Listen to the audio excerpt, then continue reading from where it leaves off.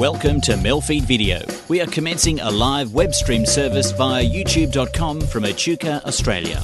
We currently conduct these streams on Wednesday evenings with other times to be added as more opportunities arise. Please visit our website at MELfeed.video for further information. This web video project presents old and new community TV programs. Please enjoy your stay with MELfeed.video.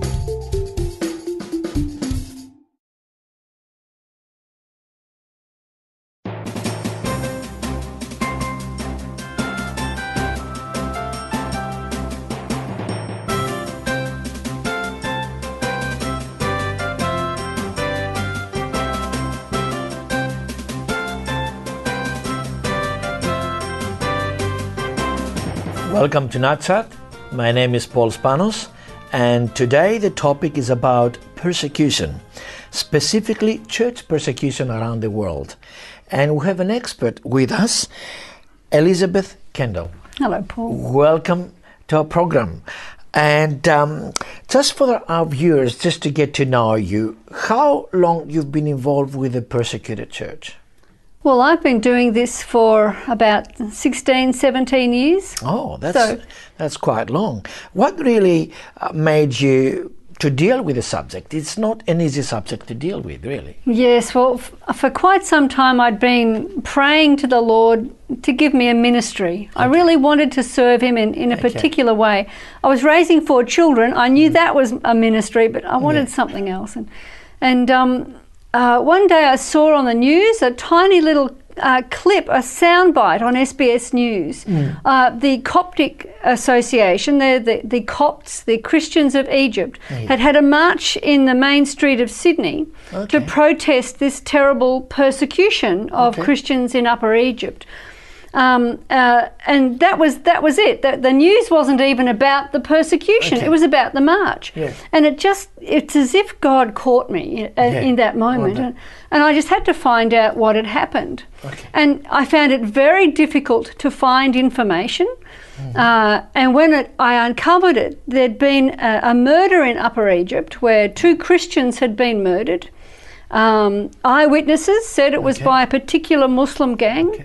Their bodies had been dropped back into the village, and in order to prevent there from being any sort of trouble, the Egyptian authorities had gone in, rounded up all the Christians of this Christian village, El Koshe, and had taken them into custody, and they were torturing them and beating them, even their children, to get a confession from someone. How did you find that information at the time? Well, I had to really search quite hard, and I eventually got all the way to the head of the International Coptic Association in Washington, D.C. That means a lot of information, though. Now you're telling me that a lot of information in relation to the persecuted church is hidden. Exactly, and that's what really struck me, because I thought to myself, if this was 1,000 journalists that had been rounded up and beaten, we'd all know about it. If it was 1,000 politicians, we'd know about it, but then it's not newsworthy because they're Christians. And I remember standing in my kitchen, I was preparing dinner and I was thinking, and I realised that God was calling me at this point to devote my life to making sure people know what's happening to their brothers and sisters over the world, because the media you can't rely on the media to tell you. We need someone to tell us. Obviously, the media are very, very selective to what they want to portray as news, isn't it? Yes. But it is not really justice that they bring all the suffering parts of the community in public. And then what happened what happened to you when you heard that story? What happened to you? How come that subject was really capturing you? It absolutely captured me, and I know that God infused me at that point with this deep indignation that this could happen to Christians, and that the world wouldn't care, and the church wouldn't know. I was inflamed with passion about it. So I knew that this was God's calling upon my life, and I just devoted myself. I started writing, and then I was picked up by the World Evangelical Alliance. And I started, it was a wonderful thing, because the General Secretary of the Religious Liberty Commission had been praying for quite some time that God would provide them with a worker to run a prayer ministry. And here I am in in Melbourne, a single mother of all things in Melbourne, praying that God will give me a ministry. And this gentleman in England, he had been praying, and he just took this as God's provision, which I think is remarkable, that he would have that sort of faith. It's amazing. And I was given the job. And today, Elizabeth, are you involved with any organisation? Yes, I worked for World Evangelical Alliance for over 12 years, and I resigned from them in April 2009 and went independent and continued doing all the same work I was doing, but through my own blogs. Okay. So my Religious Liberty Monitoring blog, a Religious Liberty Prayer Bulletin blog, and a site I call Critical Prayer Requests. So that's CPR. Right. Yes, and that's how appropriate. That's right, for mainly for International Day of Prayer for the persecuted church, but any time they can be used. So critical prayer requests for nations where Christians are persecuted. And I work as the Director of Advocacy for Christian Faith and Freedom, which is a Canberra-based lobby group. All right. And for the last 10 years, what is the trend about the persecuted church? Well, things are getting worse. They're getting a lot worse very, very quickly. We've got rising religious nationalism in countries like India especially, and Sri Lanka, and to a lesser extent in Nepal. India is the worst. We now have a Hindu nationalist government in Nepal. So they really, in India rather, so they actually advocate like a religious apartheid. If you're Indian, you're supposed to be Hindu. Otherwise you are a second-class citizen and regarded as a traitor and not really fully Indian. And persecution can be quite severe in India. Is there a specific area in India, or it's all over? All over. Yeah, it used to be mainly in the tribal belt, but it's increasingly all over India. We've seen a real escalation, of course, in Islamic radicalisation. And the more radicalised Muslims get, the more they hate Christians. So we've seen a great uptick in persecution of Christians. We've seen a proliferation of Islamic terrorist organisations and militant groups. So like mass violence against Christians has escalated. And one thing when I first started... They're very open, aren't they? Totally open. Blunt. Yes, and when I first started doing this work, I'd report on an incident of violence here or an incident of violence there. Now I'm increasingly faced with pogroms and ethnic cleansing and attempted genocides of whole peoples. It's on a different scale. And we're seeing the influence that the West has, or the ability that the West has to influence events, has virtually evaporated. So it's like the gloves are off. That's very, very interesting situation you touched just now. But we're going to come back shortly after the break. Thanks for staying with us. We will be back shortly.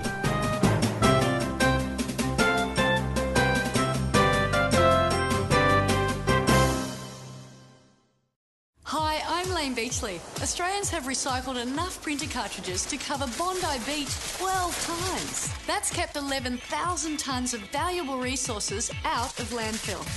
Drop your used original cartridges into the special boxes at participating retail outlets, and they'll be turned into new products, from pens to road surfaces. Help us keep up the good work. Find out more at cartridges.planetark.org. I was in my 40s when I was first diagnosed with bowel cancer. George, my son, was 6 years old at that time. These days, like people of his age, he's very busy, but he still needs to find the time to get to know his bowel cancer risk. Is that right, George? Yes, Dad. Bowel cancer affects 1 in 12 Australians, young and old, and is our second biggest cancer killer. But if caught early, bowel cancer is treatable and beatable. My dad is living proof of that. So get to know your bowel cancer risk. Talk to your pharmacist or GP about screening.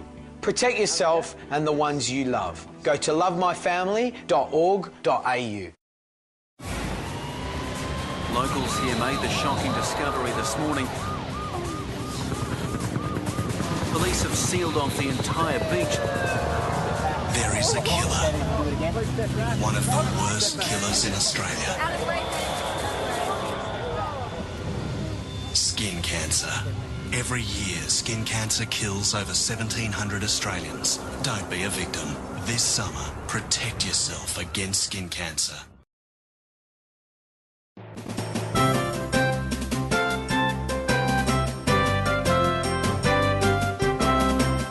Welcome back to NAT Chat, and we continue our conversation about persecuted church with Elizabeth Kendall, who is a researcher and an author. And let's pick up one country, which is Iraq. Mm-hmm.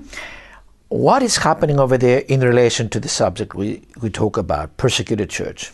Well, the situation in Iraq is really severe right at the moment. Okay. We've got the development of, this group, Islamic State. They were originally the Islamic State of Iraq. Okay. Then they developed to become the Islamic State of Iraq and Al-Sham, which is a greater Syria. So ISIS or ISIL. Yep.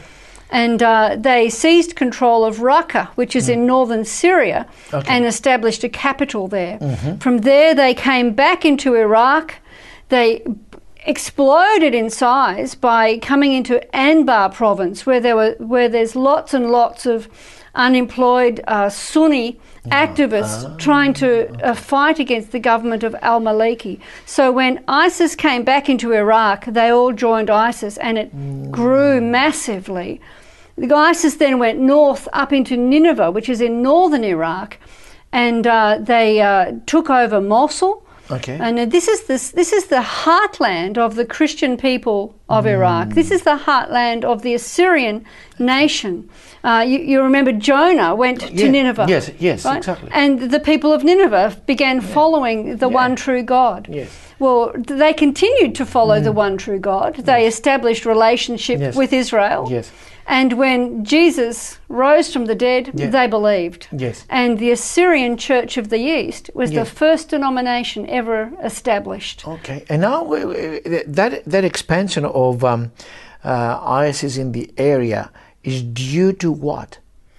Well, they're looking at taking over the whole region. They have huge plans to make this enormous Islamic caliphate, probably something much the size that the Ottoman Empire was, and even bigger and expanding. And I can see that the methods of we can see what the media tells us, the fear, they use fear quite a bit, isn't it? Yes. And what do they do to the churches? What is happening in a practical sense? Well, in Raqqa, in Syria, where they've established their capital, most of the Christians had already fled. Okay. I think there were only about 100 families left when ISIS got there. Okay. Now there's about 20. But those Christians are being really severely persecuted. They have to follow all Islamic laws. They have to pay protection money. Twice a year they have to pay for their right to life. And the brutality in Raqqa has been appalling. Okay. In Mosul, what they did was, the first thing they did was ISIS established itself in the city, and then it tried to take Baghdad and couldn't, so it came back and it purged the Christians out of Mosul. So they marked the homes. They marked the homes with a big red letter N, the Arabic letter Noon, for Nasriya, which means a follower of the Nazarene. And they wrote in black, property of the Islamic State, and gave them 24 hours to get out. So Mosul was emptied of Christians. It's appalling. And the state itself, Iraq, as a government, can't use a simple civil rights law? No. Well, ISIS is a law unto itself. And Iraq has become completely fragmented along sectarian lines. So the army was Shia. And when ISIS came in, and ISIS is Sunni, the Shia ran for their lives. They weren't going to defend Christians in front of ISIS. Right. So the Christians were just left. And then after they'd purged Mosul of the Christians, they made an advance on Kirkuk, where all the oil is. And to get there, they overran what is Iraq's largest Assyrian city, Baghdad, also known as Karakosh. Yes. And everyone just had to flee. So 70,000 Christians fled east into Erbil. Yes. Another 60,000 Christians fled north into Dohuk. Yes. And there they fled with nothing but the clothes on their backs. And they have nothing. What is the support these people have? Is there any support, if I can ask this question? Well, they're absolutely destitute. Yes. They're completely destitute. Most of them were met at checkpoints along the road as they fled by ISIS militants who took from them their cash, their jewellery, their documents. So they literally arrived in Erbil or in Dohuk with just the shorts and T-shirts they were wearing at the height of summer. They moved into monasteries and churches and shopping centres and open fields. And basically they're being cared for out of the pockets of local Christians. So the need is enormous. I mean, imagine if 100 families moved into your church hall. It's amazing. And your church had to feed them and clothe them. The need is huge. But that is a social issue, and one of the reasons we discuss it today, even from social perspective, and you hinted us before, the politicians' attitude, what is it to that problem? Because it is a social problem beyond the church issue that we're going to talk later on. Well, the first big issue is for aid. They really need aid. Yeah. And I think the new government of Iraq is seeking to build up a better army in order to fight back. ISIS, to fight ISIS and to try and regain territory. But it's not going to be very easy. ISIS controls most of Nineveh province. And that's today. right. Is it easy to from the Western world, how the support comes into these Christians? Right. Well, groups like Voice of the Martyrs, Open Doors, Barnabas Fund, Aid to the Church in Need, Caritas, and the group that I work for, Christian Faith and Freedom, they're raising money for Christians like this. So Christian Faith and Freedom is raising money for Dohuk, which is in the far north of Iraq. So it's wetter and colder and more remote. And according to the Assyrian patriarch, the Christians there are in a really dire state. Wow. They're in tremendous need. I mean, they're suffering terribly. I think even beyond the fact that they need food, and clothing, they need to know they're not forgotten. Some people have lost even more than just their money. One family I know of has lost their daughter because ISIS took their daughter when they took their cash. And they use the girls as well. But yes. Thank you for raising this subject with us. We will be back shortly after the break. Thank you. Thanks for staying with us. We're going to continue to see possible solutions and where can they come from.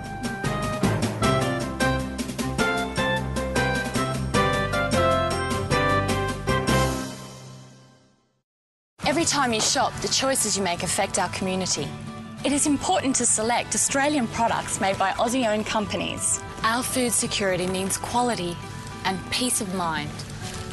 Your purchasing power keeps your dollars multiplying in our economy, keeping jobs, profits and decisions being made right here, which is better for your children.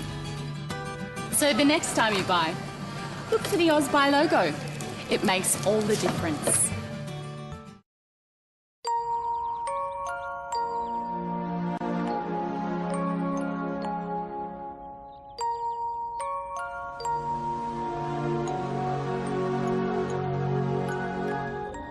There's a difference between forgetting something once and forgetting it many times.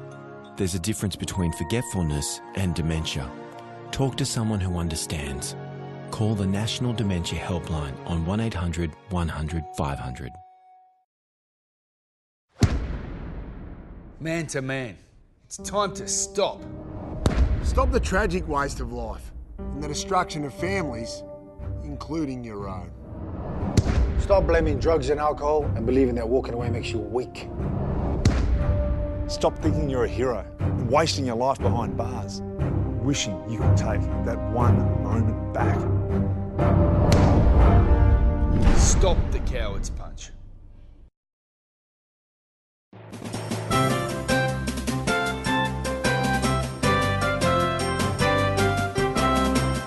Welcome back to NAT Chat, and today we're going to continue the subject of persecution, specifically church persecution, with Elizabeth Kendall. Elizabeth, we spoke about Iraq, which is very horrible stories in there, but how spread is this problem around the world today? Well, it's really a global situation, and this is one thing that's sort of different, I think, in our age, because persecution's always been part of the church's history. Yes, yes. But one thing that's quite unusual today is the global nature of it. It's everywhere. Iraq is just one theatre of jihad. Yes. There's an Islamic jihad being waged in northern Nigeria that involves the kidnapping and selling off of Christian girls and the slaughter of Christians and driving them off their lands. Sudan is another theatre of jihad, where you've got the government of Sudan waging a genocidal jihad against the Christian African people of the Nuba Mountains. The government calls them the black rubbish and calls them infidels and kafir, which means unclean, and has fatwas or religious rulings saying they should be destroyed, and it kills them.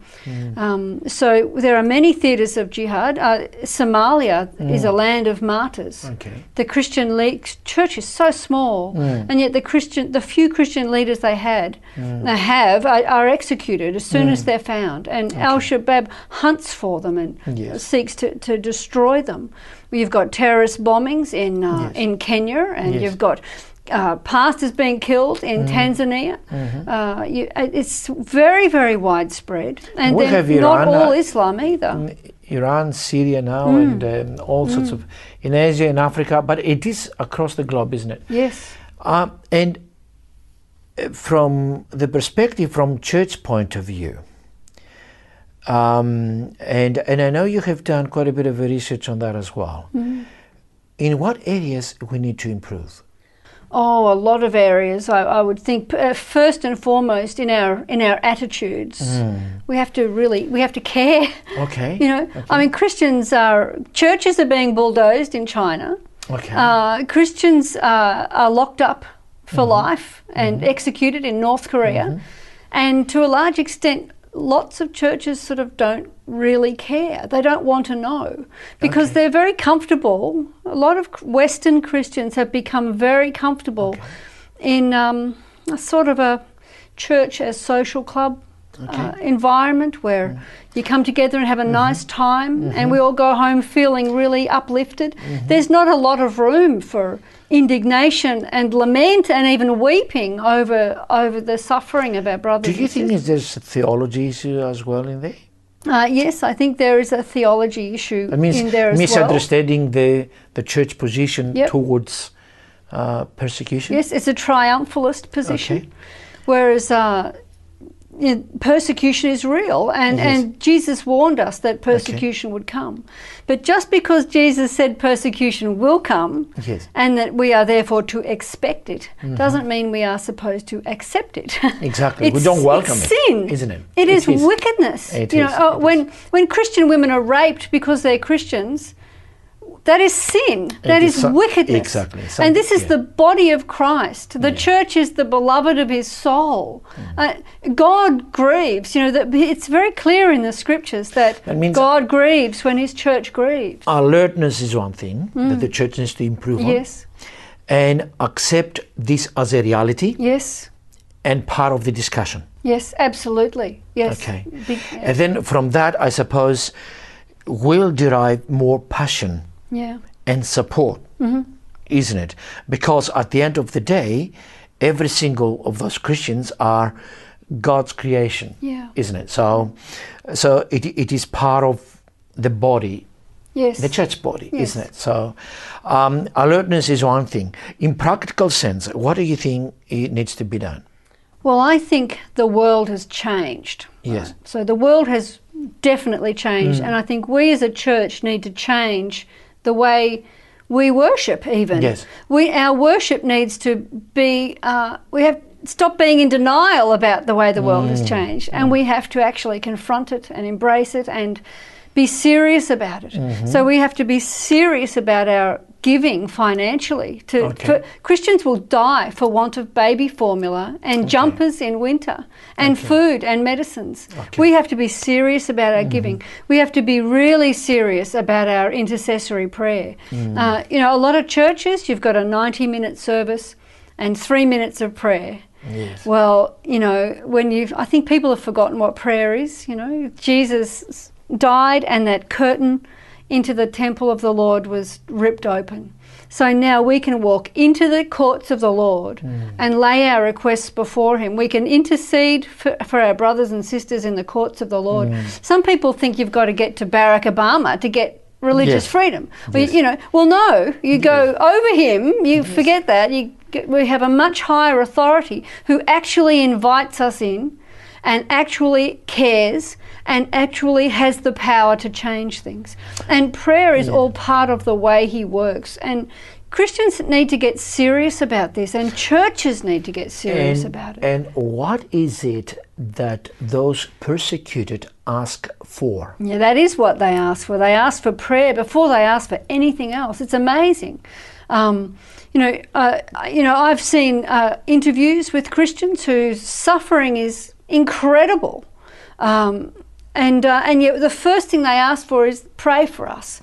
That means they feel the gap of Christians do not pray for them as much as they should have. Yeah, and they also know the power of prayer, because a lot of these Christians in countries where they're under pressure, they live their daily lives in prayer. Yeah. They really do pray for their daily food, for their daily bread. Lord, give us our daily bread. Yes. We don't pray for that because we know we can go and buy it, you know, at the supermarket. These people live a different sort of existence often. You know, their lives are imperiled and they know the power of prayer. You mentioned quite a few organizations, which is a good idea for audience to go through and find out more and really to be alert of that. Yeah. And prayer is something that is good for the church in general anyway, because we forgot really how to spend time on that.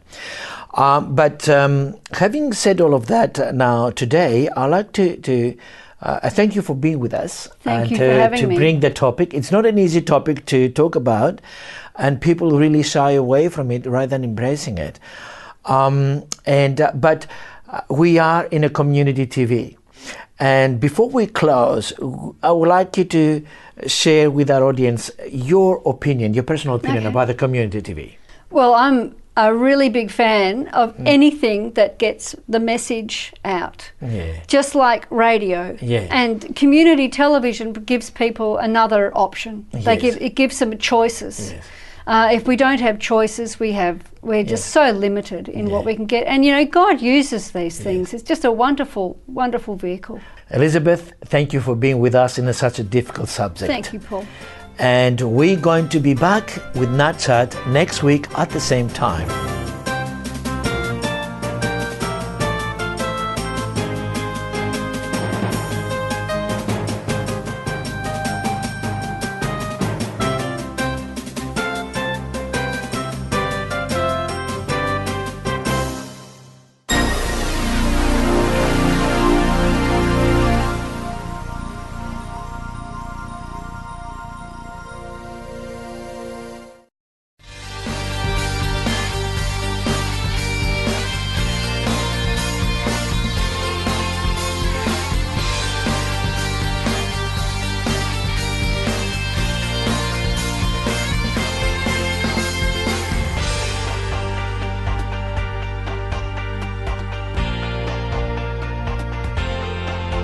Live streamed from Echuca each week, this is MELfeed.video, a different sort of TV.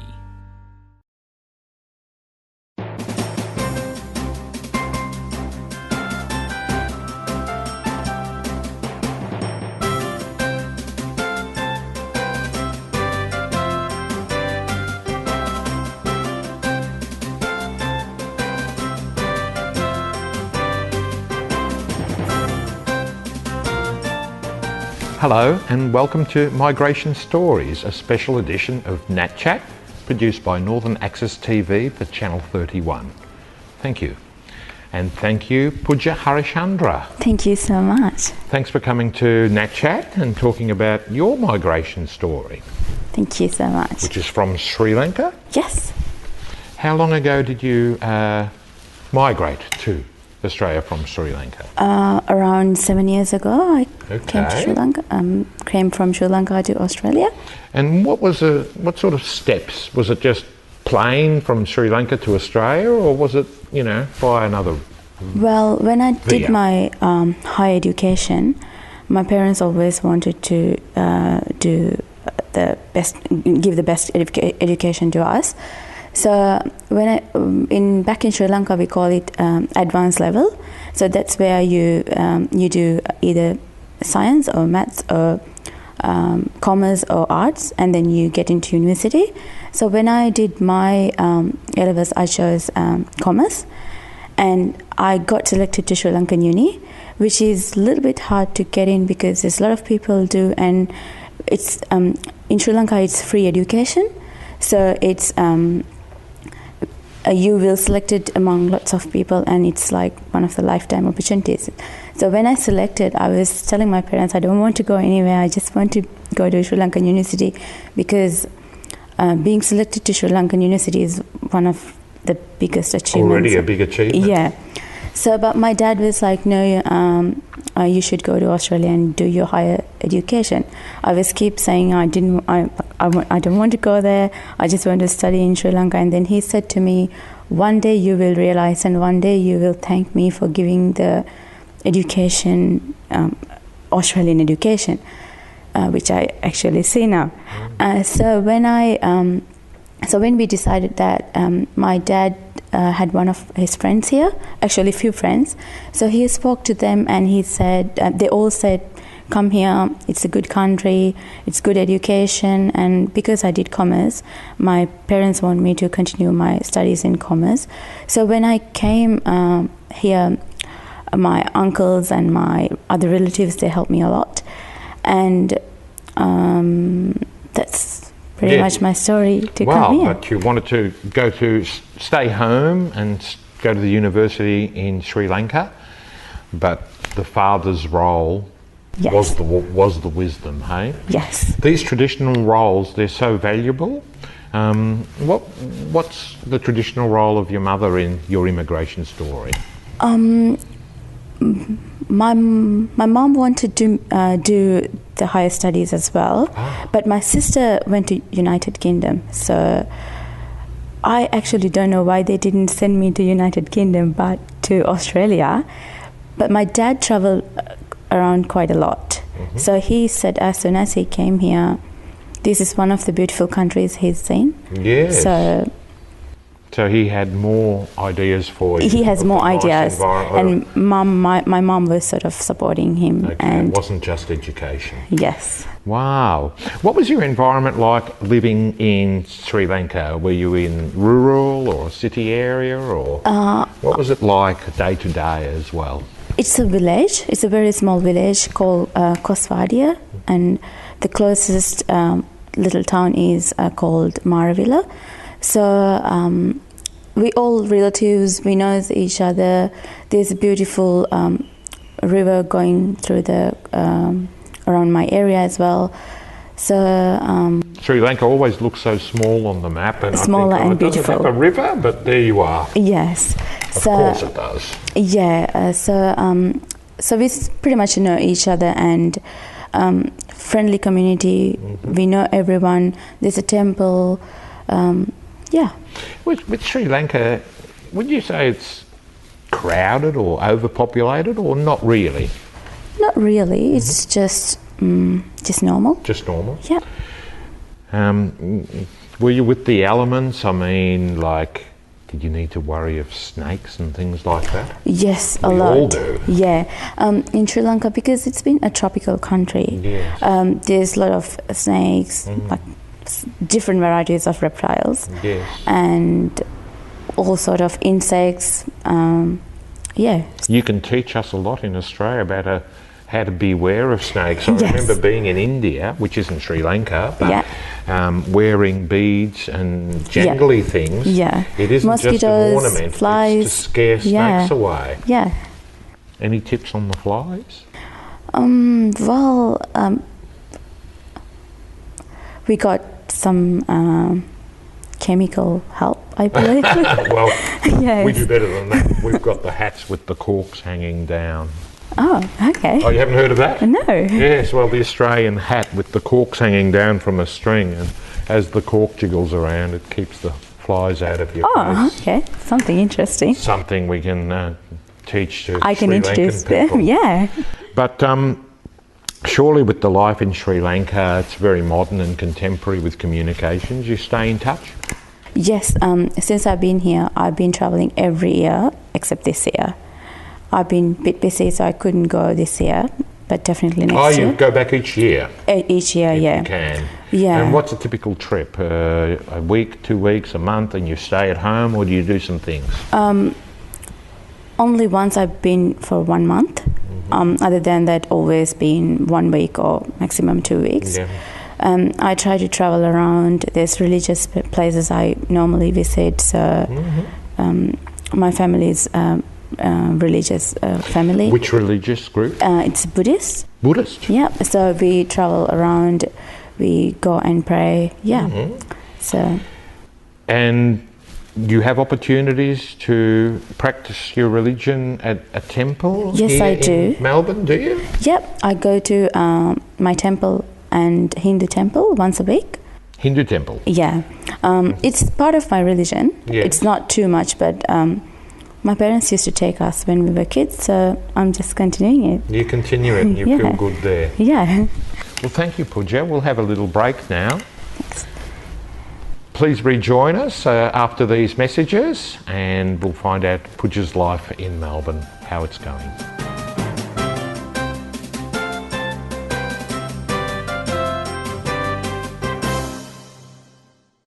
I'm able to dream, I'm able to smile, I'm able to grow, and I'll go the extra mile, one day at a time. So put your hands together, we can change lives forever. Together, we're able. Able Australia. Together, we're able.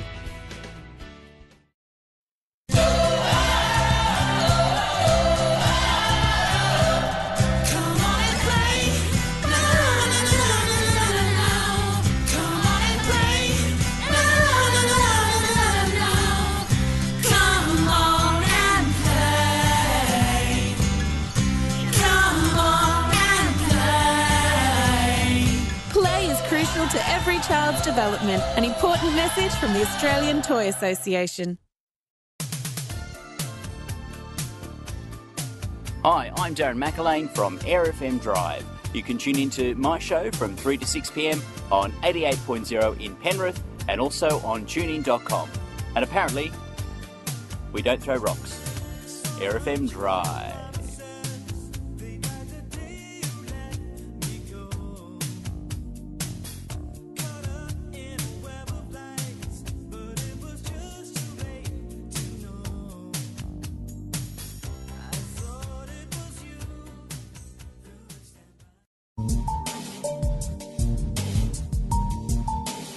Do you currently have a community service announcement on free-to-air television? If you do, you can now submit it to us as well via our website at MELfeed.video. We have lots of time to fill on these broadcasts, and we are sure to give your announcement a great run on MELfeed.video.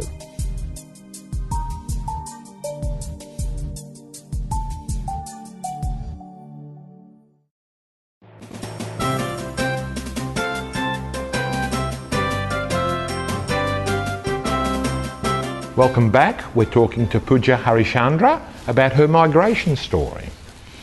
Well, that was fascinating, learning about your life in Sri Lanka. And what are you up to here in Melbourne? Well, since I finished my study, I started working in Pan International and Cultural Infusion. What's that? It's a we do events event management. Event management. Okay. Yeah. And we got two different organizations. One is Pan International, the other one is Cultural Infusion. So we do cultural activities in schools, mainly in Cultural Infusion. So cultural activities as in different cultures. So what, cooking classes or schools in different about different cultures, like Aboriginal for a day, Indonesian culture. Performances. Oh, I see. Yes. Yep. So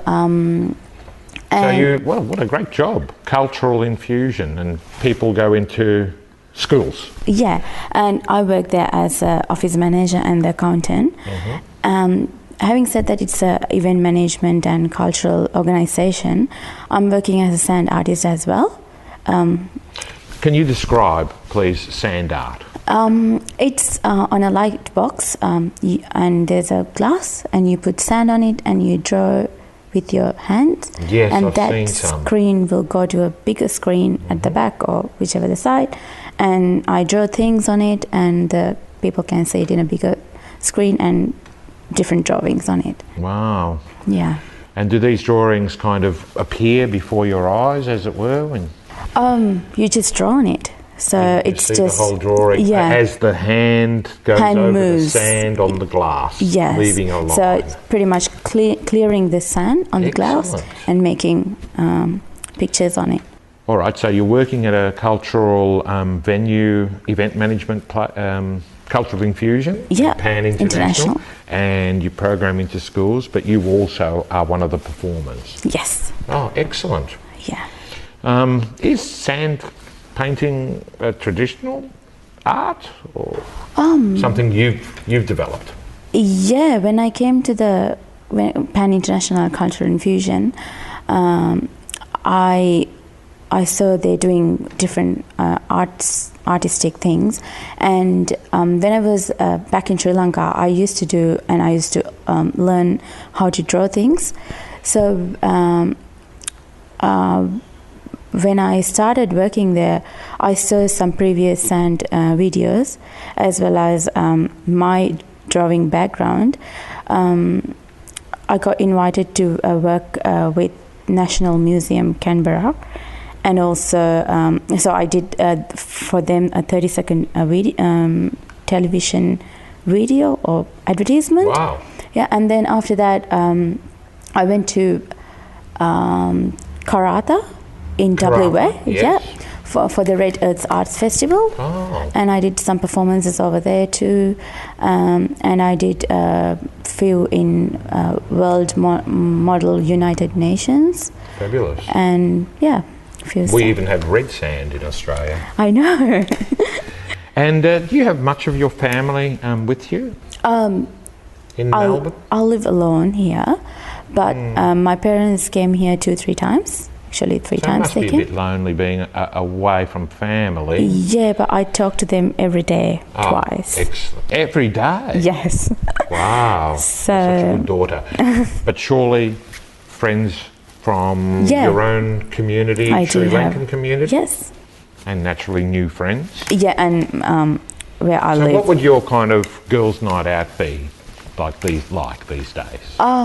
We will bring different food, and we'll sort of enjoy our culture. Okay. Yeah. Excellent. With our own music. Yeah. Uh-huh. And any aspirations to travel around Australia? Yes, particular areas that you've got an obsession with or something? I do want to go to Cairns. I think these days everyone's going there. Yeah. So I think the weather is a bit like Sri Lanka over there. But it's below the equator by roughly the same amount as Sri Lanka is above the equator. Yeah, and also this beach. So having grown up with a beach next to my house, yes, I would love to go there and spend a week or two. Well, I can tell you it's very nice, and the beach is very nice. I find the water too warm. Oh, okay. I can't cool down. You a good swimmer and everything? Yes, I can swim, and I do go to swimming at least 3 times per week. So I am concerned about people of the Indian communities and Sri Lankan communities, you know, because our oceans are not like the Indian Ocean, and they're very changeable, and you know, we need to teach people who've migrated here about some of the conditions, you know. Yeah, but I think the Sri Lankan Ocean or Indian Ocean is a bit dangerous because we got big waves. Yes, then that's one thing. Yeah, so you never know what will happen the next minute. Yeah, but so you've got that same thing that we have of, you know, keeping an eye on every 7th wave, and don't let 10 waves go without having a look, and yeah, but worrying about the freak wave. And yeah, but I see the beach is very calm in here. It's deceptive, you see. Yeah. Maybe all the time when I go there it's like that. Well, of course, we have the bay and the ocean, but we are concerned that, you know, people of the Sri Lankan community, I think, did lose their lives only last summer rock fishing in the, you know, Melbourne ocean side, and whereas the sea looks okay, we have to be prepared for the bigger wave and the also the rips and the currents underneath. They're quite deceptive, and as little children we're taught at a very early age, if you're caught in a rip, in other words, you can't swim against it, it's too strong. Yeah, that's true. You should swim with it and let it take you out to sea until it comes back. It's a hard lesson to learn, but I think we have to do a better job at welcoming our migrants. That's true, that's true. I didn't know those things. Join us again after the break and we'll find out a bit more about Sri Lankan life in Melbourne.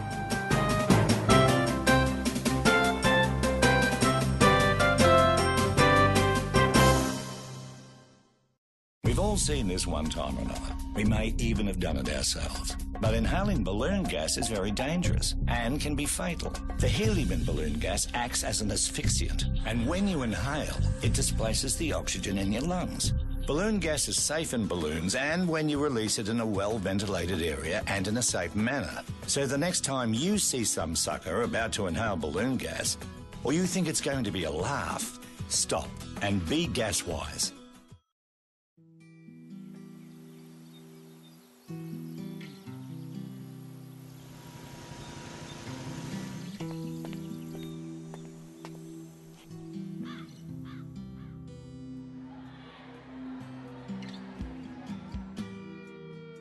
Statistics show 1 in 3 girls and 1 in 6 boys will be sexually assaulted before their 18th birthday. Help break the silence on child sexual assault. Go to bravehearts.org.au. Juggling work and caring for mum can be overwhelming. Having an understanding employer and access to support helps. I love my mum. I just wish I had some time to myself. 1 in 5 of us are affected. 10% of us will have at least one. And the numbers double for Indigenous Australians. Just as quick as a click of your fingers, it can happen to anyone at any time. What would you do if someone close to you was having a seizure? Imagine if it was your child. My brother has it. My sister has it. I have it. I have it too. You're not alone. You're not different. And you have a bright future ahead of you. So click for kids. I'm Amy Lee, and I'm part of it.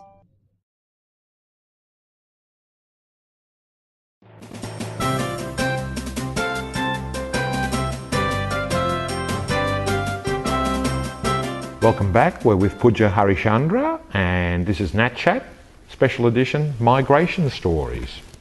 Your father was inspired about Australia to send you here to continue education. Yes. Have you seen what inspired him? What's special about Melbourne and Australia? What is it that we do well? I think it's the culture and the different cultures, and also we know my dad knows a lot of people who lives here and they're having a better life here, and they're all asking all of us to come here all the time. So I think that inspired him. Yes, I see. And maybe the multiculturalism, well, it's a word, but it's kind of in practice here, do you think? Yeah, I'm working in a cultural organisation as well. Else, yes. So I see how we introduce it to the community, and also especially the interculturalism in it. it changed. Like I heard somewhere, when you come to Melbourne, you can have different cultural food in one place, which is true, because you can have Indian, Sri Lankan, English, Lebanese, everything there. Yeah. Yeah, so it's a better place to live. And it's not like that everywhere, is it? No, not in Sri Lanka. We have things in maybe in the capital, but not in my area, obviously. So yeah. And can I ask, which part of Melbourne do you live in, suburb-wise? I live in Thomastown. Okay, northern suburbs. Yeah. And a strong, Arabic community there, as well as Sri Lankan community? Yeah, and I live with Greek community. So. Oh, okay then. Yeah, so I get to enjoy different cultural food, and we have barbecues with few different countries' food. So what would your typical weekend be like with your, maybe it's not time off as you work in events, but with your relaxed time? Oh, well, I do go to my temple and the Hindu temple, and then cleaning, washing, and prepare to the next week. What activities happen at the temple? Is it all worship, or are there other activities? Mostly worship activities, but like something like Diwali, something like we got once a month when it's full moon, we call it a Poya Day. So it's like a public holiday in Sri Lanka. Yes. So that day we go to the temple and we pray. All of us pray together. Right. So we celebrate that once a month. Sometimes it's due in a weekday, but we celebrate in a weekend. Oh, so okay. Yeah. What is it called? Poya Day. Poya Day. Yeah. Fabulous. Yeah, it's a full moon day. Okay. Yeah. And is there sort of room for even more, cultural expression, do you think, in Australia? Well, what could happen in Australia? What kind of future do you think we could have with respect to our cultural diversity? I think we should improve the culture, and we should make the young generation understand about the different cultures, and through different activities. I'm glad that I'm working in a cultural organisation. Where they take the culture to the school. Yeah, and I learn about different cultures a lot as well. Most of things I didn't even know about. And so, yeah, we should improve the culture here with other cultures. What about maybe promoting internationally? Do you think that, like, Australia's embracing multiculturalism is almost an international success and maybe not recognised enough, or? I think we're getting there. Yeah, okay. Long way to go still. Yeah, and I have to say, this December, Pan International is doing Australian Christmas Day in China. So it's one way we're taking here culture in Australia to another part of the world. So brilliant. Things like that I think should happen. Yes. Yeah. It's such a success story to have people living peaceably even, and intercultural peace and harmony through the many festivals and activities there are. I'm just wondering, do you think that there's a position there that we should be hoping to get to? I mean, what's a future for Australia? What do you think Australia should do? In terms of culture? Yeah. I think we should have more cultural events, especially I know there's events in Federation Square which people can just go and watch. So we should improve things like that, and special days like Australia Day. And what about literature, perhaps? Do we have room for a new literature vibe of multi-ethnic writers? And I think so. Having said that, in Melbourne or in Australia, we got different cultural background people. We should improve it. We should make it happen and get Australia to the next level. Thank you very, very much for your thoughts and for coming to join us in our edition of Migration Stories. And it's just wonderful to have you in our town with us, working in that area as well. Thank you.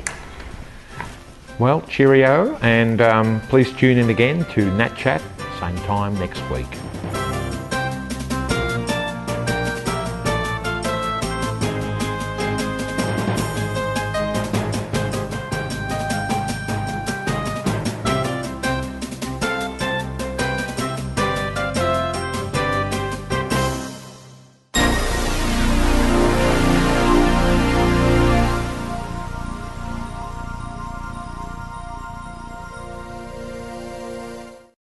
Okay, Sarah, I'm going to order some pathology tests to see how everything's going.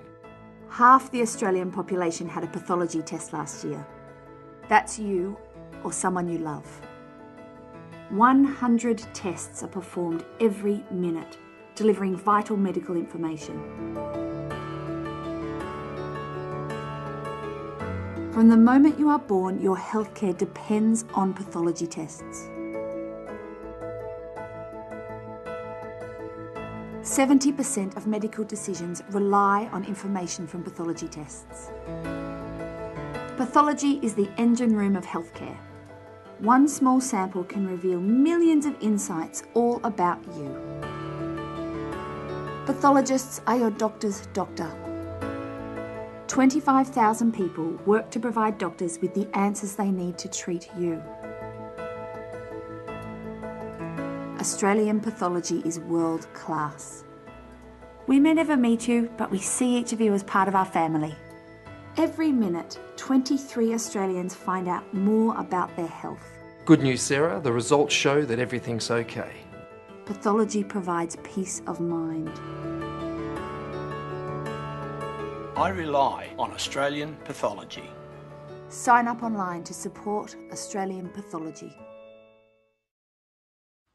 If a man's home is his castle, his shed is his kingdom. It's a place men can hang out with a few mates, build a few things, even if you haven't before, and give back to the community. No man should be without a shed. The Australian Men's Shed Association is working to provide a shed for all Australian men, and they have over 400 already. Visit your local shed, build your community, and make a difference. Find a shed near you. It's time to give back. We always liked to play chess together ever since we were little. He was always a better player than me. When I was diagnosed with Pompei's disease in 2002, I was told that my life expectancy was going to be poor, and my condition deteriorated rapidly before I was able to start treatment. My brother and I both suffered from the disease. But now I consider myself the fortunate one. My brother spent the last 2 years of his life in hospital. He didn't have access to this wonderful treatment that should be available to everybody. The world just keeps getting smaller as you progressively lose the ability to walk. So your world shrinks, and then gradually you realise, I haven't been to the supermarket in 6 months. I'm 59 now, and every year I can see my daughter grow up is a blessing. I believe my treatment's made this possible. To learn more and help those living with Pompei's disease, register at australianpompeii.com. Come on, fellas. Let's get down there. Hang on. Where's Dave?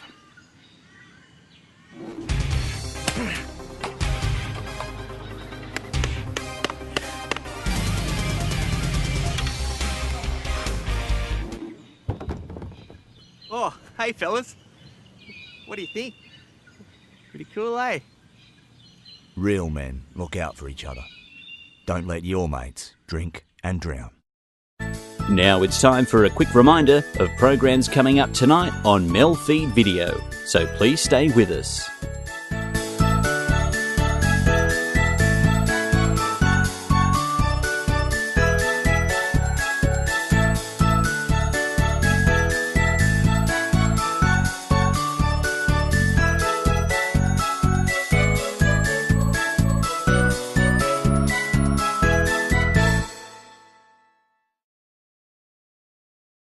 Hallelujah.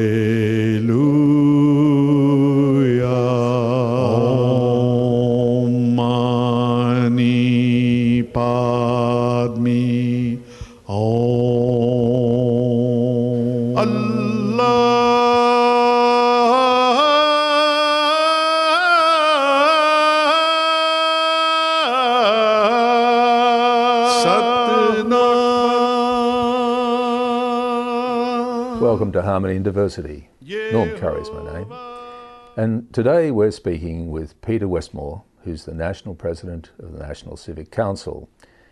Last week we interviewed Peter about the evolution of his position, and this week we'll be talking about his role in the National Civic Council and the National Civic Council itself.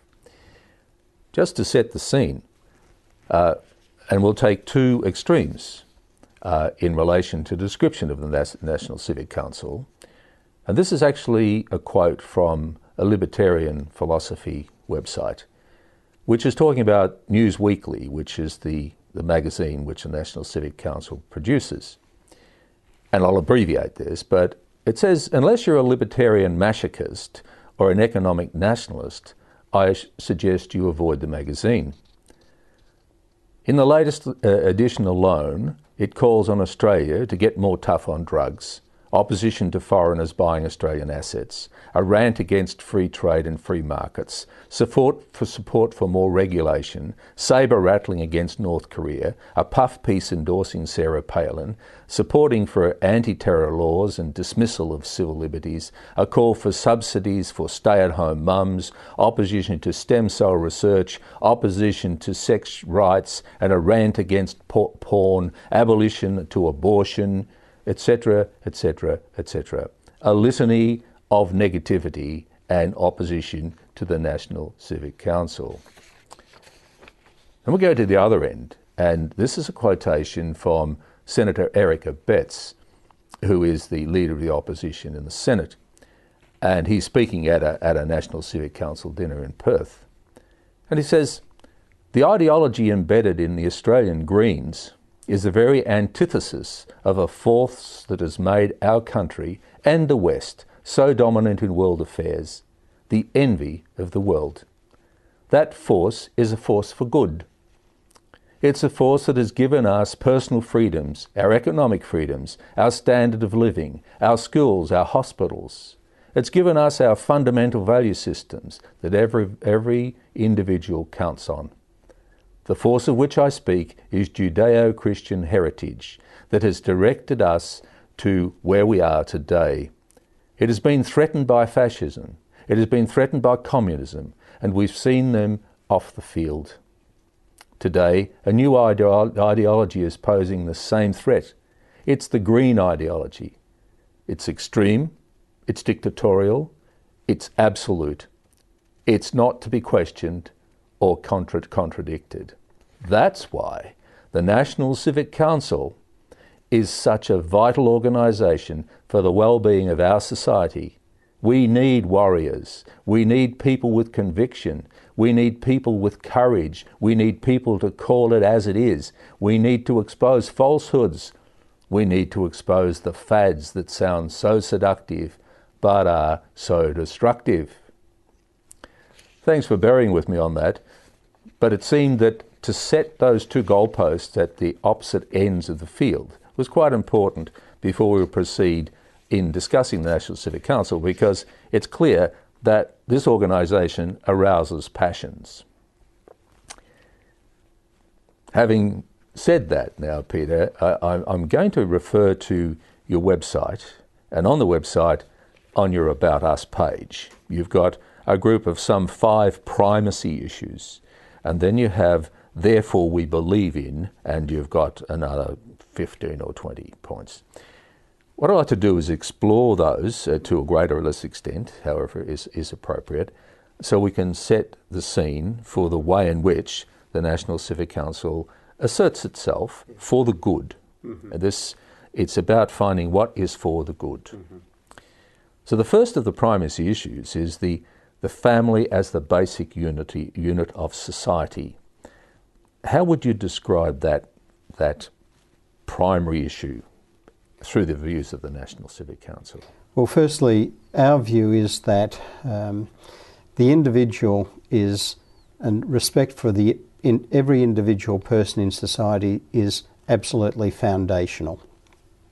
But there is a grave danger of what I would describe as excessive individualism. Mm-hmm. And that is the view that all that we have to worry about is assisting individuals to basically have whatever they want to have, whether it's sort of in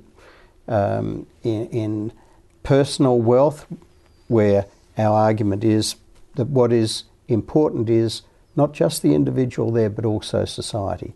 But certainly within the structure, the fundamental structure of society, and we see society as being founded upon intact families as being the foundation of a stable and prosperous society. So what we want to see in Australia is that the family as a working institution is recognised by governments at all levels of government, from local government, state and national government, that businesses understand the importance of encouraging family life, and that deals with the relationship, how employers deal with their employees. And also a very long part of our tradition has been support for a family wage, and that is that our wage system should take account of the fact that in a very significant number of cases you have people who are supporting dependents, which can be their spouse and children, and that has very practical implications. For example, what it means is we have a very strong preference for the idea that there should be a wages system with guaranteed minimum wages. It means we have a very strong preference for full-time employment as opposed to part-time or casual employment. And these arise from our view that society as a whole must attempt to strengthen the family as a working structure, not simply to pay attention to it at the moment when families sort of break down. Thanks for that, Peter. We'll go to a break, and after that we'll explore the ways in which you are driving that issue. We'll be back in a moment. Behind every great athlete, there is a great support network. Australian Athletes with a Disability and Wheelchair Sports Australia help athletes realise their full potential. Gonna go from 3, yes! No matter their ability, we're there to support them. Sporting opportunities for all abilities. For more information, visit sports.org.au.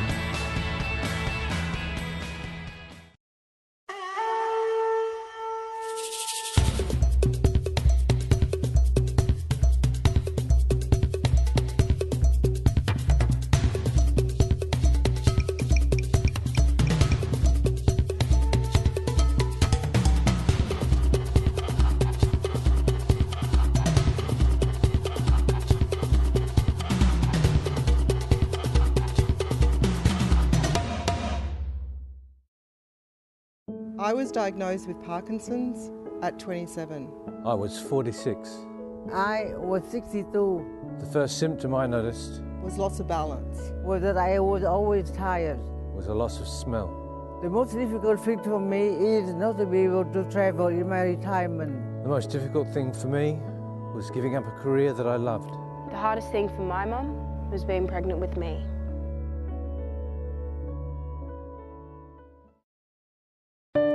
Every minute. Every hour. Every mother and father. Every sister and brother. Every son and every daughter. Everyone you see. Everyone you cheer.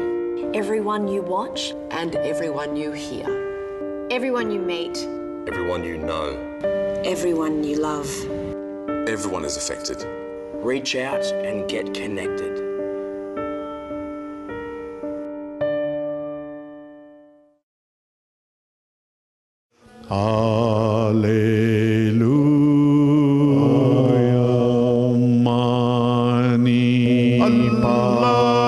Welcome back.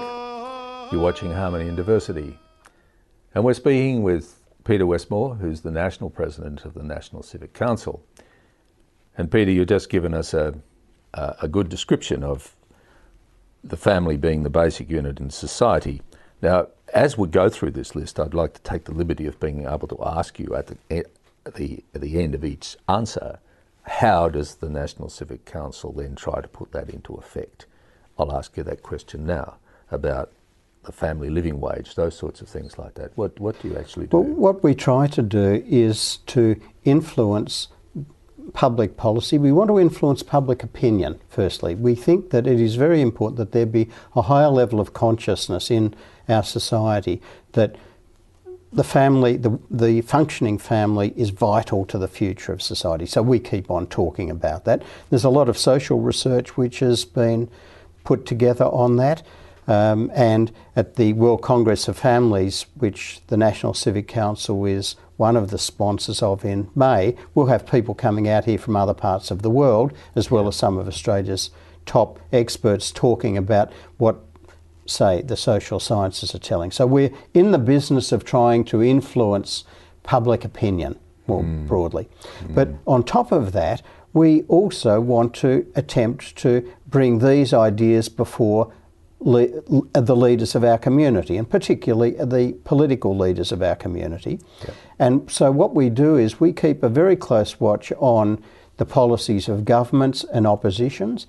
There is constant activity around parliamentary inquiries, for example, into things such as the taxation system, as well as a whole range of other issues as well. And what we want to do, and we try to do, is to make a contribution to the public debate on those issues, which can include parliamentary inquiries, encouraging our members who are either active in political parties or able to make submissions to parliamentary inquiries to make submissions to those inquiries. And we encourage our members also to interview their local members of parliament, to talk to them about issues of public concern at any particular time. So what we're involved with is, in a polite way, lobbying. Yes. But it's grassroots lobbying. It's not basically lobbying by sort of paying $5,000 to have a dinner with sort of a minister in the government or something like that. We're in the business of simply trying to influence politicians and public opinion on issues which we think are of importance to the future of society. And it's lobbying actually based on research. I remember you mentioned that Bob Santamaria invited you to become a researcher. Yes. Clearly that's still happening. Yes. What does your research unit look like? Is it a permanent well, I wish it were actually, but it isn't. We have, around Australia, we have over 2,000 members, and there are quite a few other people who are not members but are supporters of our organisation. And some of them, as you'll imagine, would be people who are in academia or people in the professions.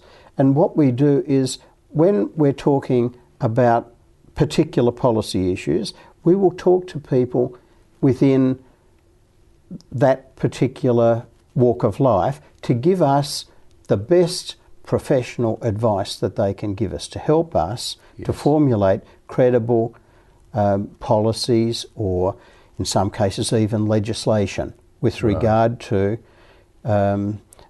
issues of public policy, so that we can then take them to people who are leaders of political parties, or people who are members of political parties will take them along to branch meetings so that they're being discussed within parties and so on. So we act as a centre which tries to influence our community, and in the very broadest sense, and also to try to influence the direction of public policy. And there are many organisations around which are doing exactly the same thing. So we're not at all apologetic for the fact that we do that. No. And we're also very conscious of the fact that, you know, even beyond there, that you've got business organisations, trade unions, which are constantly lobbying, often at very high levels, in ways that we don't do. Our specialty is grassroots activity, which is designed to bring our concerns to the attention of people who are in one way or other involved in running the country. Yes, and I understand this is in a milieu of many, many other bodies organisations and doing organisations it in different ways. Yeah. You mentioned that there was a sort of formulate a position, formulate a policy, formulate even a draft legislation. Yes. How does that happen? Do you have a committee, or is it? Yes. Well, we have our own constitution, and we have branches of our organisation, and we have state executives, and we have a national executive. So when issues of importance come up, these issues sort of will go through one or other of those levels of the National Civic Council, and the ultimate result of it is that it means that right round Australia we have people who are sort of talking sort of from the same page of the same songbook about issues of public policy. And we try to focus our attention on what is of concern today. We're not really that interested in having vague philosophical discussions if they're not relevant to what's happening in society today. So it's practical work directed at the current issues of the day. And as such, it distances itself from just pure ideology. Yes, it by does. Being yes. Yeah. relevant to that moment. Yes, but it does. We do have, as you mentioned at the outset, 5 fundamental principles on which our work proceeds. Right. And they are that our society should respect the individual, the family, the small unit in society, and that means sort of we prefer a decentralised solution, patriotism, and finally we want to see our society influenced by Judeo-Christian values.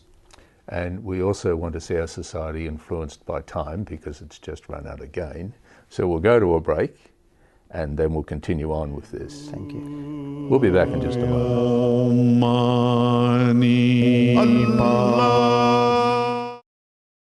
If you choose to drink then drive, you could ruin lives. Someone else's, your family's, or your own. Choose not to instead. The right choice could save someone's life. Proud supporters of safety in our community. GMCU and Southern Cross Austereo.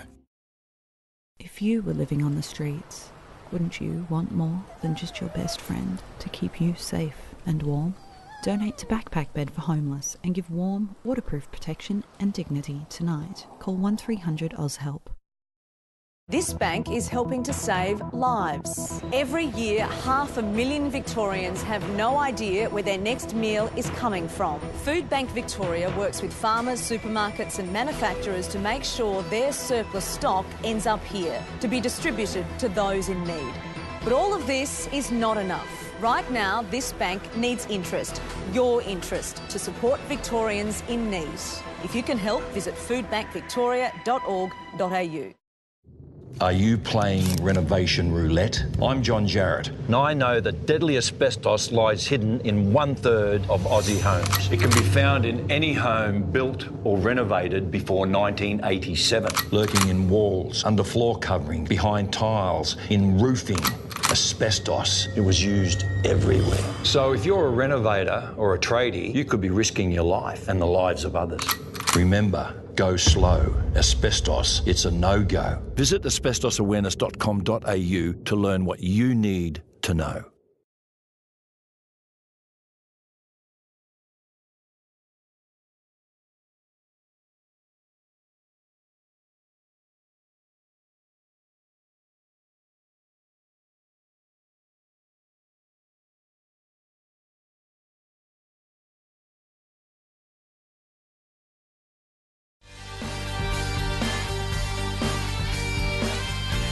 Here are the current weather readings for Melbourne, Geelong, Ballarat, Shepparton, Bendigo and Echuca on the MELfeed.video weather wall. It also includes tomorrow's forecast and expected minimum temperatures in these areas overnight. This is the MELfeed.video weather wall on a different sort of TV. MELfeed.video.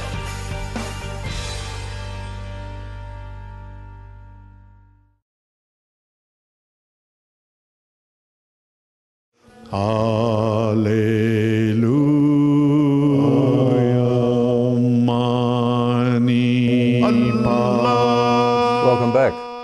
You're watching Harmony and Diversity, and my guest today is Peter Westmore, National President of the National Civic Council. And we're talking about the key issues which motivate the Council, of which there's some 5, which are described as the primacy, and we've just been speaking about the basic family unit and everything that goes with that. An interesting one appears here to the integrity of the individual. How does that fit in? Well, firstly, we live in a free society, but it is also a society based upon law. And we want to see in our society that every person, regardless of their socio-economic status or their ethnic background or their religion, we want to see them treated properly. And that means that we want to not only have a right to vote, but we want them to be heard in the broad public debate which is going on within our society. Yes. And not to have a policy where there is exclusions of people on the basis of, either because they are poor or because they are apparently powerless or because they have come from particular racial or ethnic backgrounds. We want to encourage an inclusive society, and this is the foundation and the working out of this idea of individualism. Right. So you truly are talking about a grassroots movement when you're dealing at that level. Yes. Each individual's rights have to be protected. Yes. An issue which raises its head in all sorts of scenarios, but one of your listed primacies is actually patriotism. What does that look like? Well, we see that, in a sense, Australia is our country, and we want to see that this country is able to fulfil its potential for the people who are living in this country and for our children and for our grandchildren. We want to try to leave, to ensure that Australia's independence as a free and independent nation is protected, which to us means we need to have defence forces which are able to protect our country. We want to have a foreign policy which seeks to engage particularly with other countries in our region, which are, from our viewpoint, vital to our future, not simply the countries which have been regarded as our sort of traditional Western allies. I mean, we're focused on the fact that the world is changing and changing quite rapidly in this respect. And we notice it within our own society with the immigrants who are coming to our country and refugees as well. We see all of these people as being able to play a very positive role in the future of Australia, but we have to fight for Australia's future, and we do that by trying to encourage not only, in a sense, our political independence, but we want to see Australia's economic independence protected. We are very sceptical of those who hold the view that, for example, global corporations should be able to simply sort of come in here, rip the guts out of the land for, say, minerals, and simply walk away at the end of that process. We would much prefer mining companies, for example, operating in Australia to be Australian-owned. But we're also conscious of the fact that in many cases the amounts of capital which are required for investment require the involvement, participation of large overseas corporations. So we want a balance, but a balance which protects Australia's independence and also gives a future to the people living here. We don't want an Australia in which Australian people are serving just as sort of waiters or bellhops to foreign tourists. We want to see real jobs in Australia. We want to see a prosperous Australia, which is also inclusive of all the people living here. And they're great objectives. I just flipped over to have a look at some of the other points which tie back in what you've just said. One of the issues with independence, you mentioned there about currency controls. How do you see that happening, the currency controls? Is that blocking trading in currency, or Yes. is it? Yeah. This is a very, it's a complex area and a difficult area because, as you know, from the 1980s, Australia has effectively pursued a policy of, well, really of no controls over capital inflows. Bodies which previously had a role in regulating capital inflows, such as the Foreign Investment Review Board, have been very substantially weakened in their activities. And what we would like to see is that those bodies have a real role in overseeing the entry of foreign capital into this country for the development of the country. Now, I'm not against foreign capital, but I am against foreign control. So what we have to do is to ensure that when money comes into Australia, it is here for the benefit of Australians, not simply for the benefit of overseas investors. And I think the deregulation of our financial system has tipped the balance so far in one direction that the interests of people in Australia are being neglected. Right.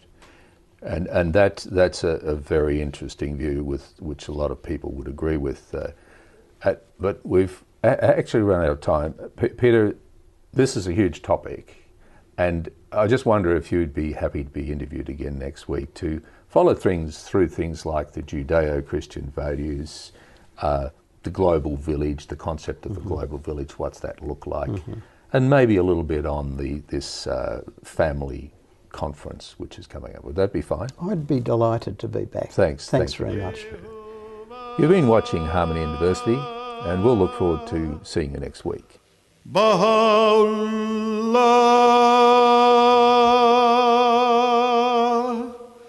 Shanti Om,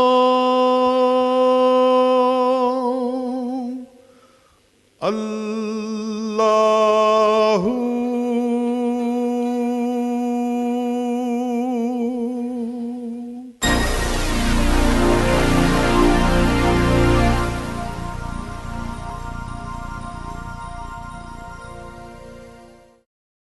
Most of us experience life's ups and downs, but we can always appreciate the finer details that make life worth living.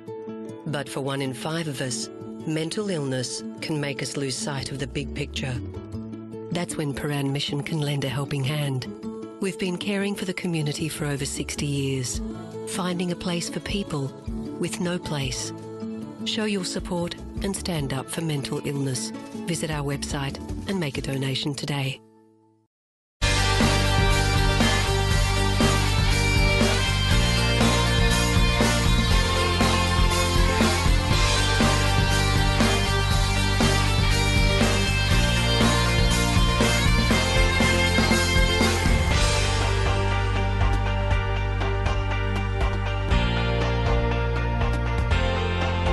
Live streamed from Echuca each week, this is MELfeed.video, a different sort of TV.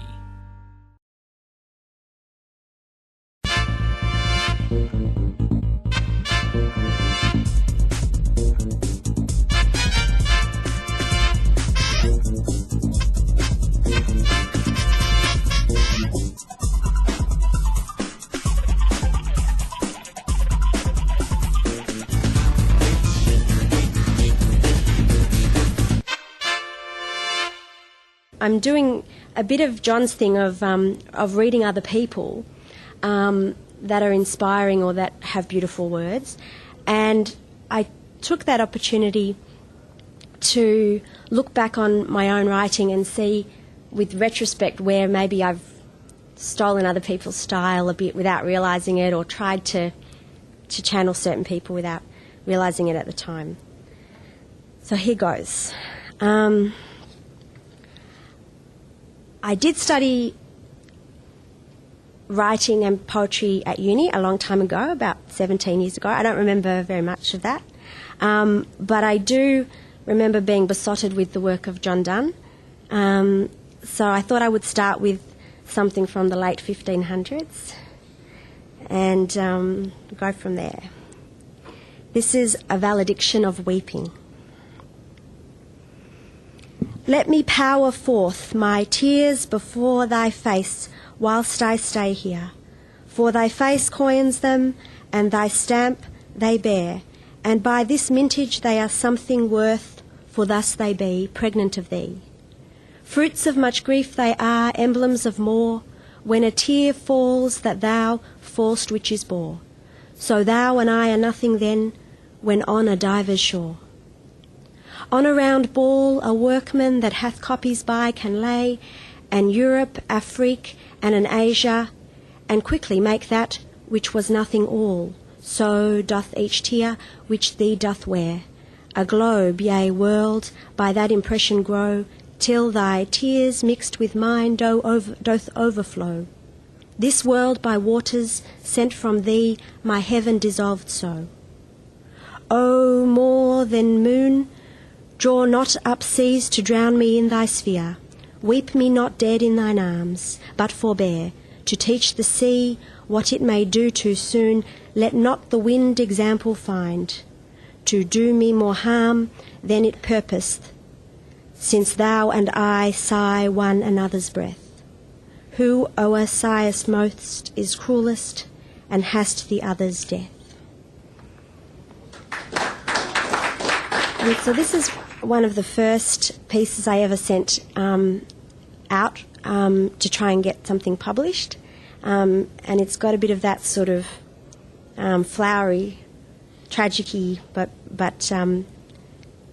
hopefully beautiful because it actually got published quality. So this is I haven't visited this for a long time. This is Over the Rooftops. Now it goes, it exits quickly. Soliloquy issued, the role in which it was cast completed, and it having tired of its time centre stage. A helium balloon string let loose, freed from grasp, it lifts to the heavens, and fast is gone, far over the rooftops. An empty milk carton, a box of spent black matches, bottle top without bottle it befits, and single sock unmatchable.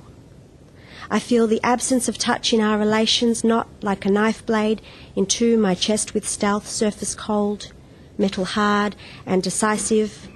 I feel the absence like a winter wind on a beach, sand in my eyes, skin stung by salt spray insistent, and limbs resigned aching at the numbing of the cold. This is called Ballard Days. We live in the Ballard days. We bear our bullet-torn flesh, our steering wheel cracked ribs, but deny the pierced heart of our internal bleeding. We bear the radiation burns as marks of piety, but think nothing of the cancer and how it quietly spreads within us. We inure ourselves to the constant degradation of our bodies and wake up every morning a little further behind the 8 ball. We wake every morning, change our bandages, and recycle the letters from the doctor saying your results are back. Call me. This is fairly new. This one? Maybe not done all the way. It's called All the Horror of Utopia. This place flatlines forward through contentment, so smooth you can't feel it moving, and the drone hums steady to blanket out the breathing. The people, sunken, middle class, spiral from miles and squares on dustless escalators towards a cream sky so clean you can't see where the end is. The pastel colors, the milky coffee, the pores of rooftop swimming pools. The plants sat passive in rows by highways as the roads drive the cars, as the buildings grow without construction noise. To wake by thunder in this place, to see a blue flash in the window uncontrolled, to hear the crack roll unpredicted round the buildings, To see the rain sheet the city, ruffle grass, bleed the colors, dent the heat. Then to see it emerge somehow cleaner, to realize the whole place is still dry. It's called At the Mouth of the Abyss. Abyss, as I keep being corrected. I have boarded the ship at the mouth of the abyss, its timbers humming with the soft vibration of iron bells. Bells which ring in the unaltered abyss and fade into silence and dwell in the tide of prayers which flow into the darkness, lapping the hull of the static ship. I have boarded the ship at the mouth of the abyss, a pilgrim, a pilot, an author unknown, its timbers humming with the soft vibration of iron bells.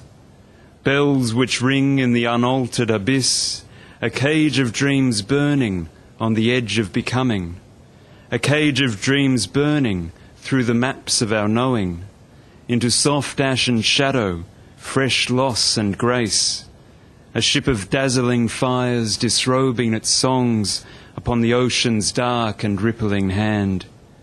I have boarded the ship at the mouth of the abyss, its timbers now burning in a bright conflagration of glowering air and mysterious rage, a palace of flame, a shimmering pearl, cracking its shell upon black bones of water, sighing into the ocean's bright seamless gown, a ship of white fires, sinking in silence, a ship of white fires, collapsing in peace, a ship of white fires slowly releasing its streams from its cage into the mouth of the abyss, where tongues of iron ring in the darkness and resound in the silence of the incoming tide. Thank you very much.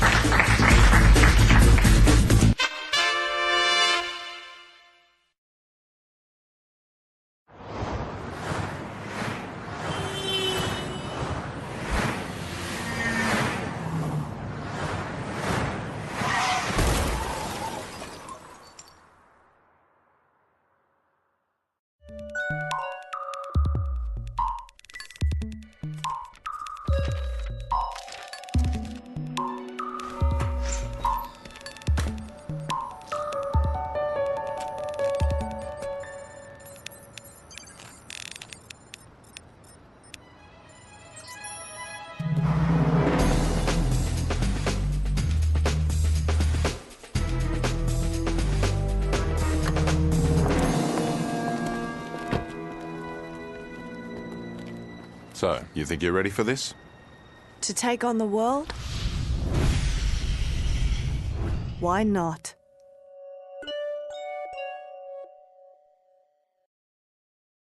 Each week, MELfeed.video presents the CEC Report. The Citizens Electoral Council of Australia present a weekly program of political and economic analysis with policy solutions which are aimed at saving Australia from economic collapse and also suggest ways in which interested members of the public can assist in their current campaigns. The CEC Report every Monday at 10:30 p.m. on MELfeed.video.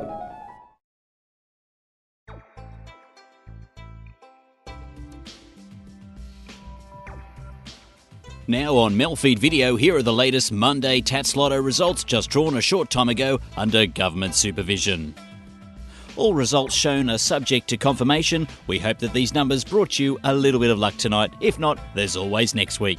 Stay tuned to MELfeed.video for more great programs this evening.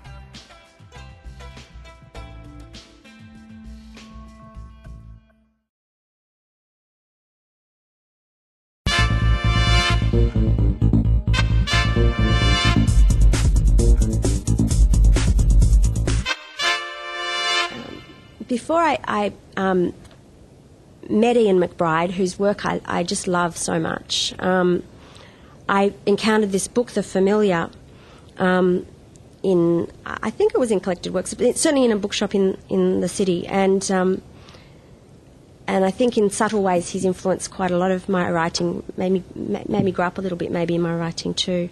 This is a piece called The Familiar, the title poem. No crow, no black cat, just you, waiting in every room of the last house I'll visit, one thread drawing me in, one hidden exit between worlds. I am nearing the corner. The street greets me like a fond lost son. The house porches out to receive me. Its mirrors ready their secrets. My key in the door, my feet on the stairs, my reflection in glass for the last time. And one of mine, this is called Final Poem. This is to be the final poem. I knew the time would come, knew it even in my first tiny words, my baby steps even then. Just as before we were not able to into friendship backpace soft, were not able to cessate emotion, now too we lack for control of this. Our bodies having made solid the mist of attraction between our forms, perhaps they're from the first, if only we had known to read the hieroglyphs. I have been poised, in awe, on hold, in vigour suspended, bird about to take flight, baby deer on weak legs walking, eyes owl huge. I have been alert. My body caught in headlights, my pulse clamouring, my ability to move absent, my nerve ends into shards, splintering at too much input to endure or process. This time of self-asphyxiating intensity draws closes over, curtains across, stage being swept clean, behind cast members kissing final farewells and moving on. Cast members fast moving on, a new play, soon to open, a new season in the wings. Just as we were before, unable to back pace, we now, baby steps to bird in flight. Find some gust of wind and stronger legs. This is the final poem. I'm read another one called Sad Bleak Sky. Funnily enough, actually, the common thread between all three poems I'm going to read are inspired by things at the NGV. The sad bleak sky looks down on the silent plains behind chicken wire and gives a long sigh. We stop here at this lonely bar with the light falling forlorn beneath the clouds and take a last drink before we get back onto the road. Telegraph lines stretch off into the dimly lit horizon, running a message to the mountains that the sun has taken to its bed, ill once again. In the distance, the Las Vegas low-glow light pollution wrestles with a fog that rolls off the mountains, with a stillness I've only seen in nightmares, a subtle there, not there movement. And beneath its suppression, we step out from the protective glare of the ring of lights around the bar, listening to the stifled hum of air traffic control clearing us for takeoff. I'm going to read a new poem. I've written this quite recently. It's called Rain. I'm searching wet earth for pieces of bone, the fragment of a septum, the shard of a clavicle eaten by armies who came fossicking among seed, for the shape of a hand that went palpating silky rootlets stymied among stone, a palm that touched the lash of a buried diva, eye that sprang open, blind ray that charred the dense sod. For the whispering nape of a swan, seized in the reeds of the dark lake, her voiceless voice gleams, white as coins thrown into grey rain. Her white ghost glides in the wide coombe. For the dust of the soles of feet that trekked the edge of night, cut in the sands of hours, a century's procession, hordes of steps disintegrated. Now there is only O. I tumble among grain, fingering pieces of years, red leaf and silver stamen, the evanescent dew. I loiter in illuminated streets, sifting my skin. The trees applaud my litany. I loiter in the chancel, loving the love. thin as a wire and wet with tears, hearing a perfect choir.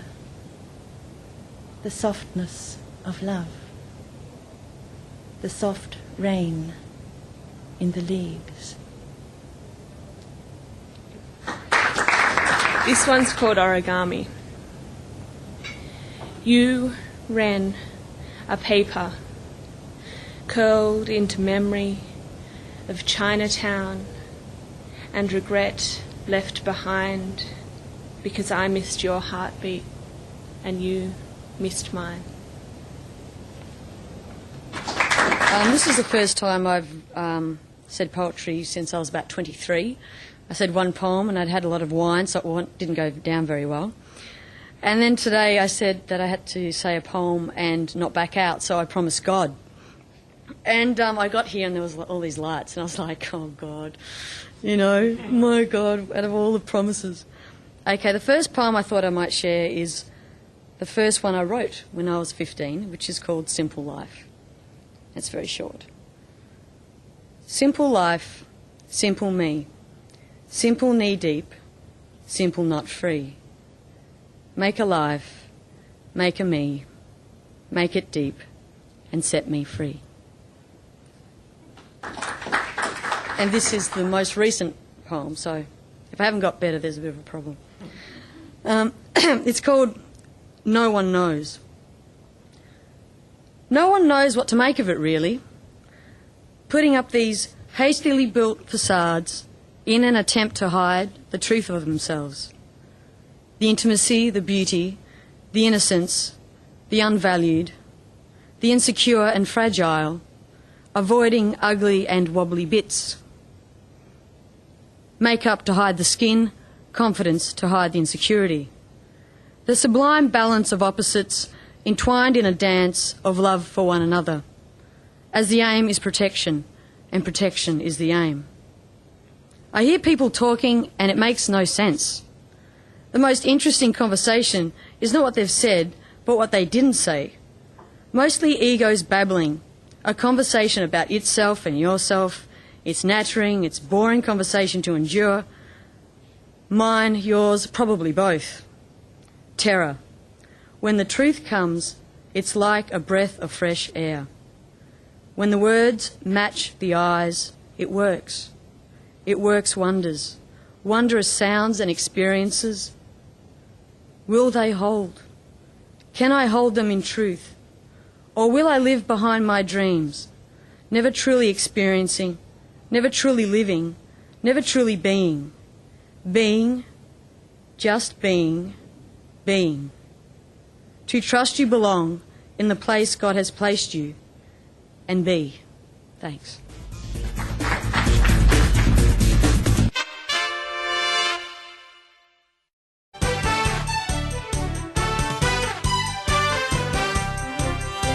Tick, tick, tick, tick, fashion. Tick, tick, tick, tick, tick, fun. Tick, tick, tick, tick, tick, tick, food. Tick, tick, tick, tick, festivals. All make up 15 fabulous minutes. In a half-hour special. Presented to you by Jacqueline and Steve. Every week. Time's up. Transports of Distant Delight is a mixed selection of transportation pictures from here and there and almost everywhere, but not quite. Some quirky, some mundane, some from the past, perhaps reflecting a transit system that has vanished into history, and some from thriving transport entities that continue to endure despite the constant pressures from the all-pervasive motorcar. Enjoy.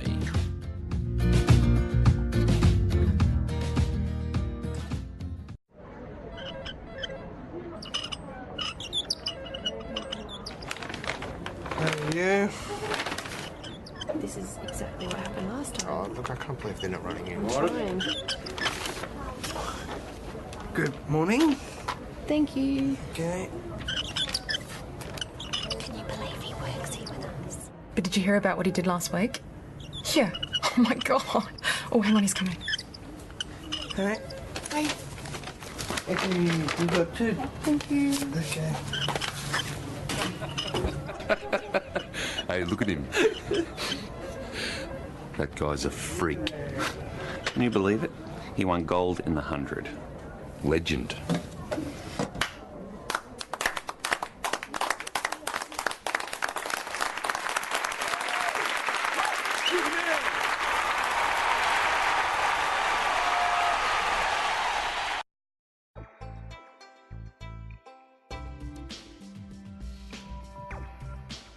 Now on MELfeed Video, here are the latest Monday Tats Lotto results just drawn a short time ago under government supervision. All results shown are subject to confirmation. We hope that these numbers brought you a little bit of luck tonight. If not, there's always next week. Stay tuned to MELfeed Video for more great programs this evening.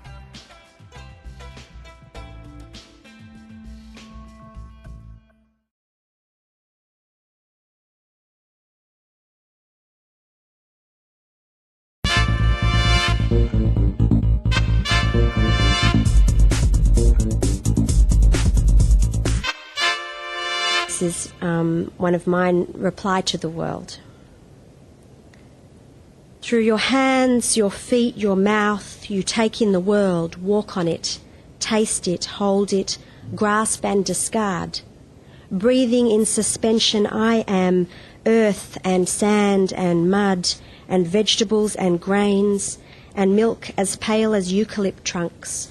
I am textured items, known and foreign.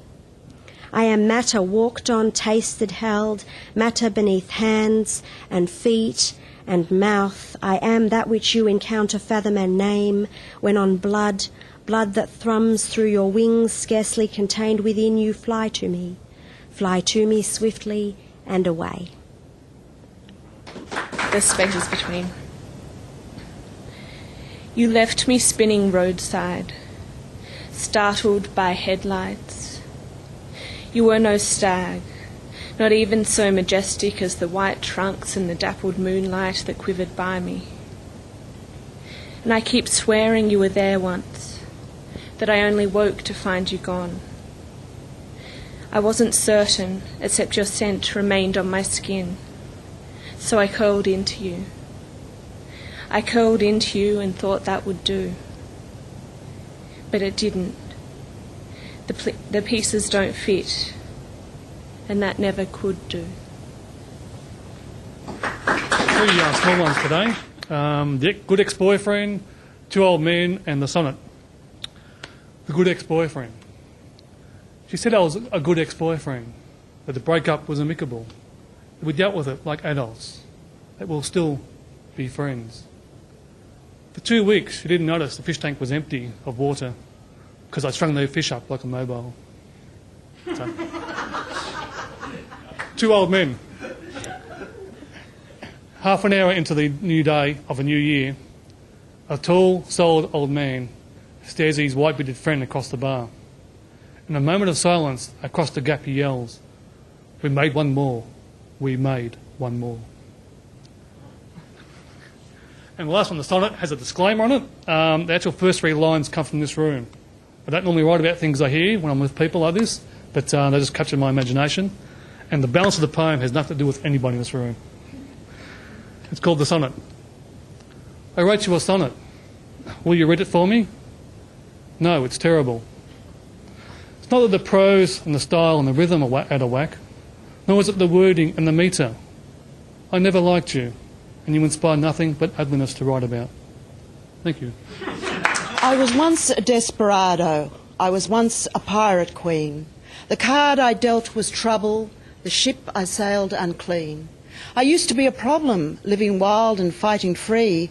Now that I am older, I've found a calmer me. I used to stay up late. I used to rock the sea. I was a desperado. I was the pirate queen. I lived a pirate lifestyle. I discovered raging fun. Now I've grown wiser, tamed by the sea and sun. No, I'm still that pirate queen, and I keep fighting to stay free. I walk the edge of a plank with balance learnt at sea. My compass headed changes. My treasure, it's not the same. The pirate queen, she does live on. She's the adventurous part of me. Excuse me while I sit in a corner and scream. Just seems to me the whole fracking world's forgotten how to dream. Even our good guys are mean. Our poets are just letting off steam. Our artists are chasing the buck. Our musicians trying to have a good time while earning a dime and spending it on beer and not having a care. And I can't help but stare at the futility of it all. We can't even tear down the wall. It's been done already. And what good did it do, if only for a few? At least when it was there, we had something to fear that didn't shoot at us or blow us up. And protests were meaningful. At least the public would notice. These days, a street full of people is just another 5-second soundbite sandwiched between the grey men we follow like sheep on our TV screens. Just an excuse to provoke the police into beating some poor bastards up to get some good vision for the nightly news. And revolution still only means killing people in order to kill more people, as an excuse for killing more people.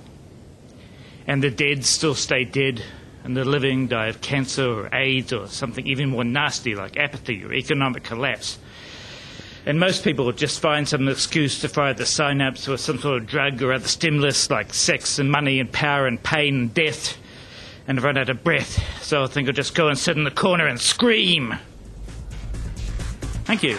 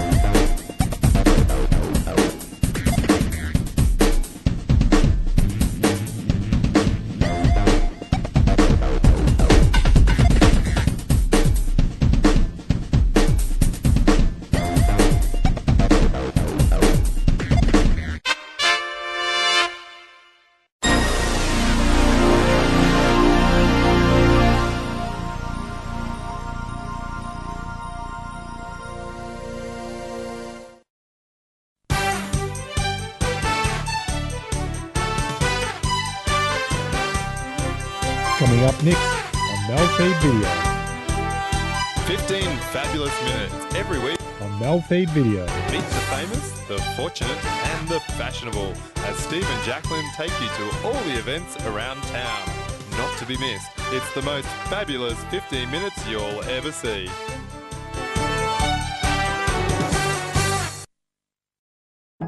We reckon one of the most powerful things in the world is this sausage.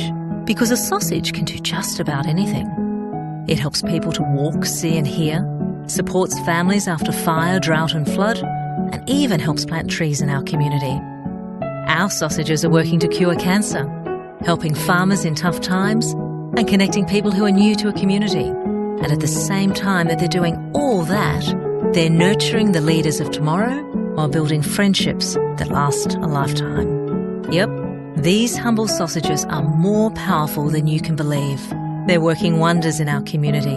And at Lions, so can you. Lions Australia, we serve more than sausages.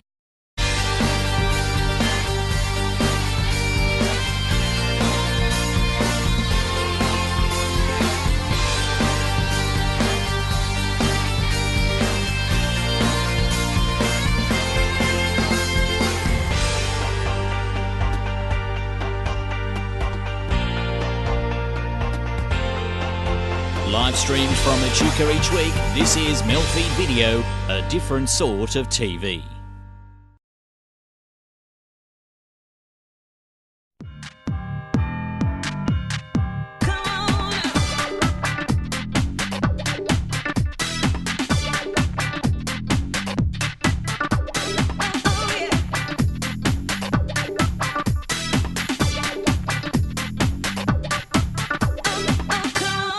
Have it on good authority that Barbara Streisand is staying in Melbourne. Of course, she's got a concert on. And of course, this show is going to be based on the fabulous 15 Barbara minutes. And she's staying in this room. I managed to bribe the porter downstairs and find out. So we'll see. Hopefully she's in, but Barb's always stays in. We'll find out. Cross our fingers. Oh, Hi. I was just wondering if Barbara's in. I'll go check. Hold on. Oh, we could be in luck. I don't know why I'm frightened. I'm making so much money.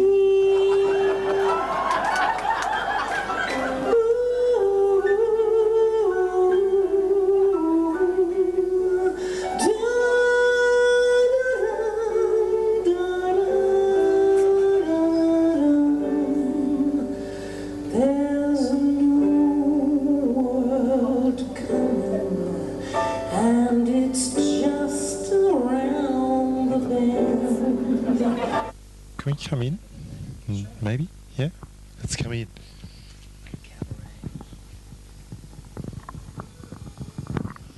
Oh, obviously her reviews here. Okay, in the living room. And we've got, of course, Bab has to have her reviews here. And also we've got Diet of Chocolate Bars. I'm sure she's hiding in the room. Hang on, wait a minute here. Somehow this person looks very, very familiar. Hiding away there. It's not Barbara at all. Actually had me going for a minute here. I thought this was the hotel room for Barbara Streisand. Well, maybe it would have been, 100 years ago, or before she was so famous. Perfectly nice. Now, you are basically Barbara Streisand by night, would we say? By night, yes. Well, I have done matinees, but most of my shows are in the evening. We can't have the real Barbs, but we'll have the next best thing. This is your first time here in Australia. Yeah, first ever. And you've been doing Barbara for 4 years? About 6 years now. 6 years? Yeah. What makes you want to get up one day and go, today's the day, I'm going to do Barbs? Well, it wasn't one day. It was more like, 2 days or... No, I'd been singing all along and always doing other voices. And the one that I did the best, that wasn't mine, the other voice, was Barbara. And I thought one day, gee, why shouldn't I should do a whole show about Barbara. And you've perfected it to a point that some say, and the critics do say, that you sing it better than Barbara herself. I don't know about that, but maybe a little higher, because I'm a little younger. A lot younger. But, well, I try and capture all of her mannerisms and, as someone once said, the shrieks and the sobs in her voice, so that you really feel like you're watching her, even though you know it's not really her, but you sort of suspend disbelief. And I've had people sometimes sitting there going like this, closing their eyes. And squint, you'll get the whole appeal, yeah? A lot of smoke. Okay, so obviously she is a big role model to you, a very important one to you in your life. Yeah, she's always been my very favorite performer. So how many... But she's probably still at the top. So you come to Australia, you come with your own suitcase, which is probably one. Carry on the plane.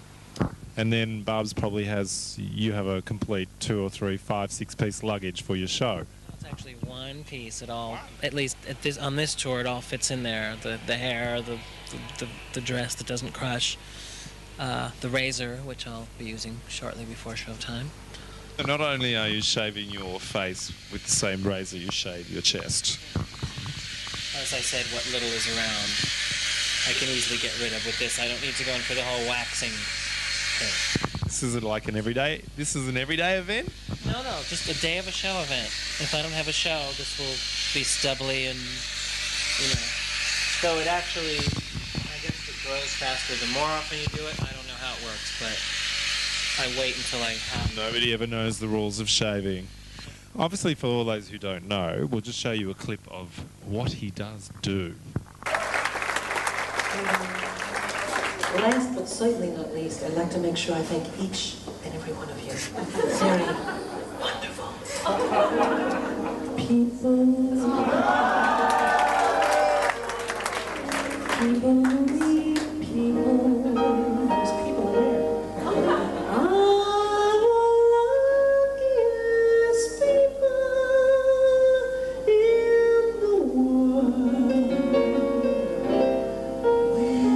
Children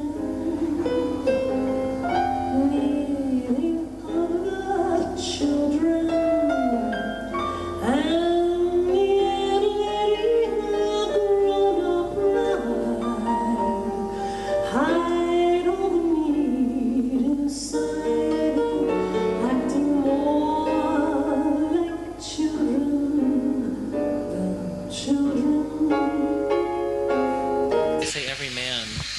whatever his proclivities, should get dressed up like a woman at least once, and he'd never complain about a woman not being ready. Because it's a lot of work to look pretty like a woman. A man can tumble out of bed and look fabulous. How do you find the crowd, the interaction from country to country? It's been great everywhere. We haven't, knock wood, laid an egg yet. Everybody seems to love it because everybody knows her. Even if they don't love her, they'll still enjoy the show as long as they know who she is and have heard about her. Like, I could probably take someone off the street today who isn't really a fan, but just read her reviews and saw the pictures of her, and they'd probably laugh. Hey, Barbra Streisand last night was the absolute fabulous. Wave to Barbara! We all love Barbara, yes! The way... Sorry? This guy, well, I think I saw Barbara last night, but I'm really seeing Barbara tonight for who she is. You did a lot of voices. Within the show, I do Barbara talking about albums she's going to produce for Julie Andrews and Cher and Katharine Hepburn, and then I even talk about stars that aren't here anymore, like Billie Holiday and Ella Fitzgerald. And so I've always done all different voices. So you do all their voices in the show? Yeah, maybe in a little brief segment. Maybe one day I'll do another whole show about somebody. Oh, I haven't been in a taxi in New York in 30 years. And I don't know if you've been there lately, but they have a new thing now in the taxis in New York. When you get in them, you hear the recorded voice of a famous person telling you what to do. Well, Jim and I got in this cab and we heard the voice of Katharine Hepburn. And she was saying, "Remember to take all of your belongings and for God's sake, get a receipt."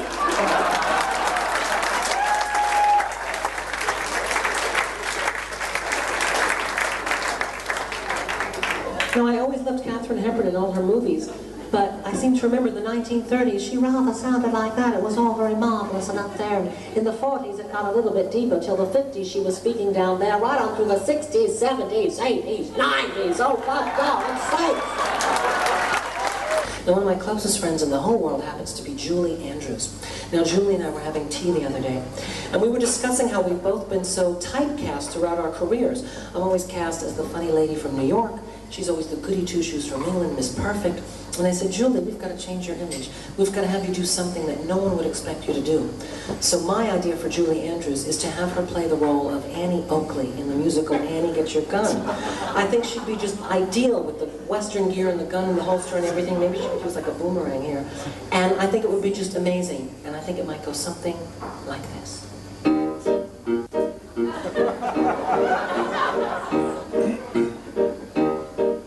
I'm quick on the trigger, target's not much bigger.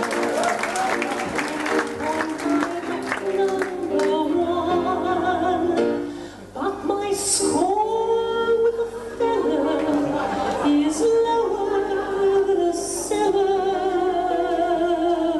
You can't get a man with a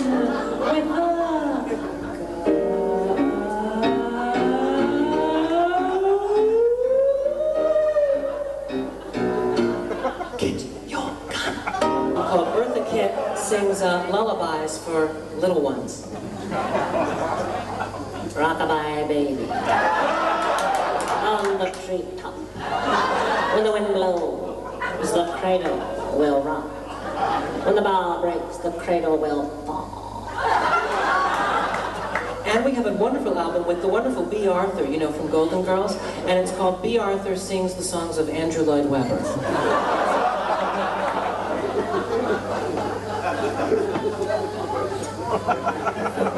Don't cry for me, Argentina, or I'll rip your heart out. I've been working with my dear friend Cher. Now, Cher told me that her lifelong wish has been to sing the songs from the musical My Fair Lady. And no one would ever let her before. And I said, Cher, I'll let you. So we've been working on it. I've been listening to the tapes, and it's fantastic. And this is a little of Cher doing one of the best songs from My Fair Lady.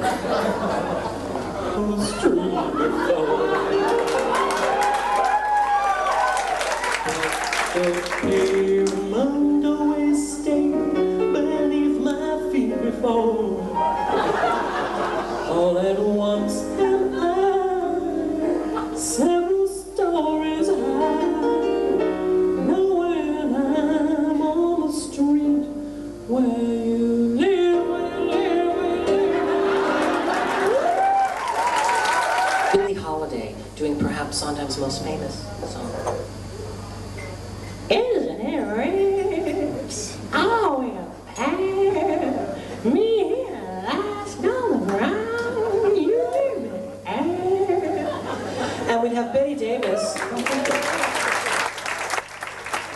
The great Betty Davis doing a number from Follies. Leave you! Leave you! How could I leave you?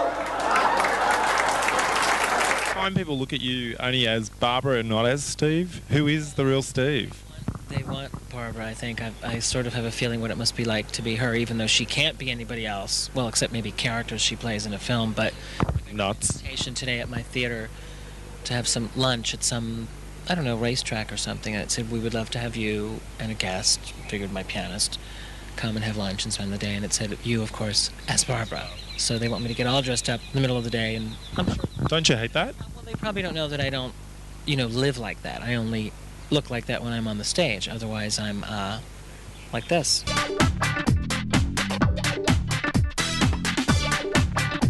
Barbara Streisand, and you're watching 15 Fabulous Minutes. It's a show all about me. And I'm backstage at the Continental with Stephen. So, nerves? It's about to set in. Oh, no, I'm not nervous. I don't get nervous much anymore. Don't they say that it's a good thing to be a bit nervous? Bit good to be a bit nervous, though, isn't it? Yeah. Well, you don't want to be too relaxed. Then you won't be at your full level of excitement. But I've done the show so many times now. It's like the hard part is getting ready. Now, you're going to be talking through how to get ready, and maybe any Barbara Streisand wannabe lookalikes out there. What are the major tips? And this is the hardest thing to find. All the nails you see these days are kind that require glue, which you have to wait till it dries, and it's a pain in the neck to get on and off. These are press-on nails, which you just take these, peel them off, put on your finger, and when you remove the sticky, then you just literally go bump, bump, bump, bump, bump, and it takes 2 seconds to get them off. Well, we're going to watch Stephen get ready here, and we'll come back shortly. Why have you got a picture of Denise Drysdale down there? Oh, because I was on her show.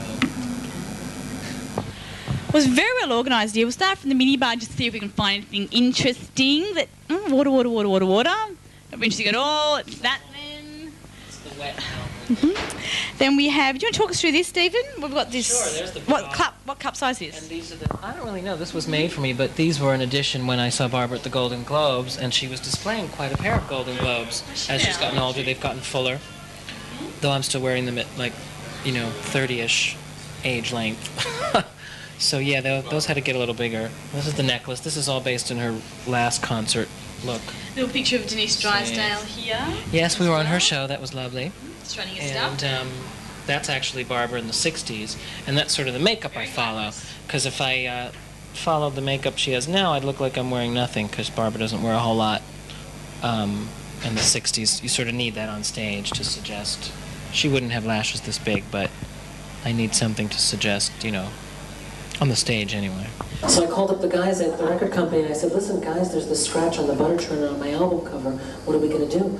And they said, well, we've already printed 10 billion of them. And I said, well, print them again. I mean, you're paying all that money. It should be perfect. What's wrong with that? So now the Pioneer album will come out in a few months on the same day as the Timeless album.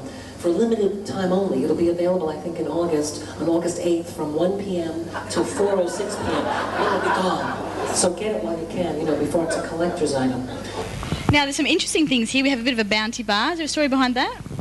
Oh, I'm a big, It's a mini one, so it doesn't moment on the lips. And I saw that today in the store. I don't think we have that in America. It's coconut. Yeah, I love it. So that'll be the first thing I pop after the show. Something else you might want to pop after shows is peel here. Oh, yes. That's just, in case I have any gastric problems, being in a new city and new foods. And I've had a few little incidents, but that was more choice of where I chose to eat. I must say the food's much better here than actually in Sydney. Wig is next to last. So it's makeup, partial jewels, bra, dress, wig, nails. Fantastic. And perfection. And I'm pretty sure we will. Probably for a much longer spell in more cities. Yes! Live at the Red Lobster. Well, it's dinner for six, -1. I've just snaffled a chair here, and we are front row. Fantastic. Would you have paid $1,500 for a seat at the front row at Colonial Stadium to see Barbara? I'd say. Yeah? And we mightn't have sounded as good as what they do here. What do you think? Does it compare tonight? Yeah, it was good. Very good. Yeah. So, what is your favourite Barbra Streisand song that you've either heard tonight or you're looking forward to hearing later on? I like Yentl. I'd like to hear him sing that. So. Any particular reason? No, just one of my favourites of Barbara's, so I'd like to hear him have a go at it. Yeah. And what do you think about how Stephen compares as far as his dress sense is with regard to Barbara? Very convincing? Yeah. I'd like to see him come out in one of the Donna Karan outfits that he's supposed to have bought for the occasion. All right, well, we'll pass that on then, maybe next time. Yeah. Joined by another couple of patrons. What's your favourite Barbara song? Oh, I think it would have to be Memories. Why Memories? Well, at our age, that's a lot that That's all you've got, is it? Nice performance. Look, we're enjoying it immensely. We love it. We think that he's great. I think his presentation, his frock and his figure are fantastic. It's a she, actually. It's actually Barbara. Oh, yes, I know. Yeah. Well, she's lost a little bit of weight since I last... Maybe your glasses are a bit dirty, perhaps. Clean them up a bit. Yes, no, look, she's wonderful. But you want me to call her a girl? No, it is simply Barbara. I mean, what can we say? Can it be that it was all so simple then? All this time rewritten every line. If we had the chance to do it all again, tell me would we? Could we?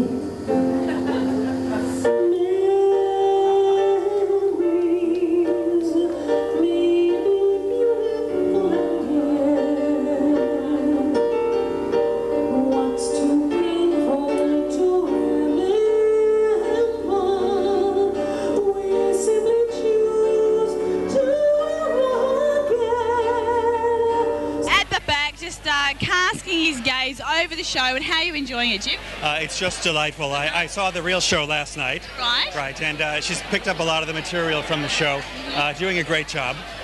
Do you think that Barbra Streisand is a complete bitch? Do I think she's what? A complete bitch? No, I think she's just misinterpreted.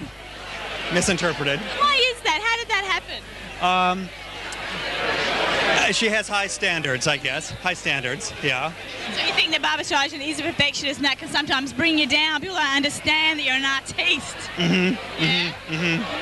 You know, she came from a lot of hardship, and she turned it around and had a very brilliant career. So. And have you taken any of that into your own life, and so you're rich and famous, whatever? No, I'm afraid I'm not, no.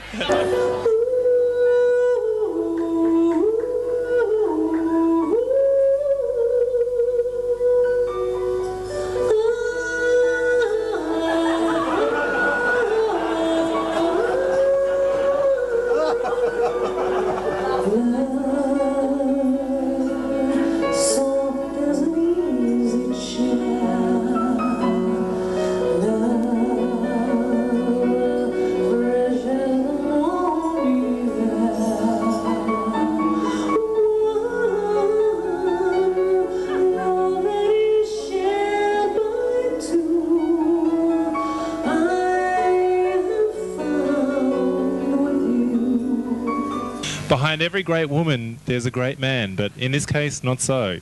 The pianist. The guy that sits at the back, twinkles a little key here and there. How's it feel to be in the limelight?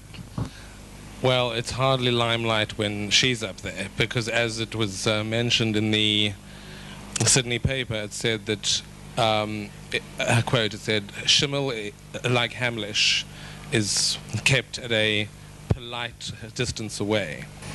Because on stage, he's in charge. Off stage, I'm in charge. Ah, you got the boots, eh? Oh, yeah. I mean, it's like, you know, quite rightly, as the artist and as the star, he likes to be sort of even keel, even tempered, and I play the bad guy.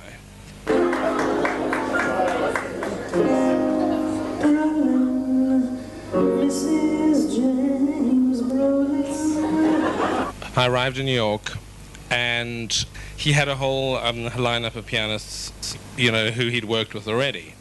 So I respected his loyalty professionally to them, and not just taking me on as a friend. So it's like after 4 years, I finally You got in. Yeah. You made it. Introduce my wonderful musical director, Mr. Brian Schimmel.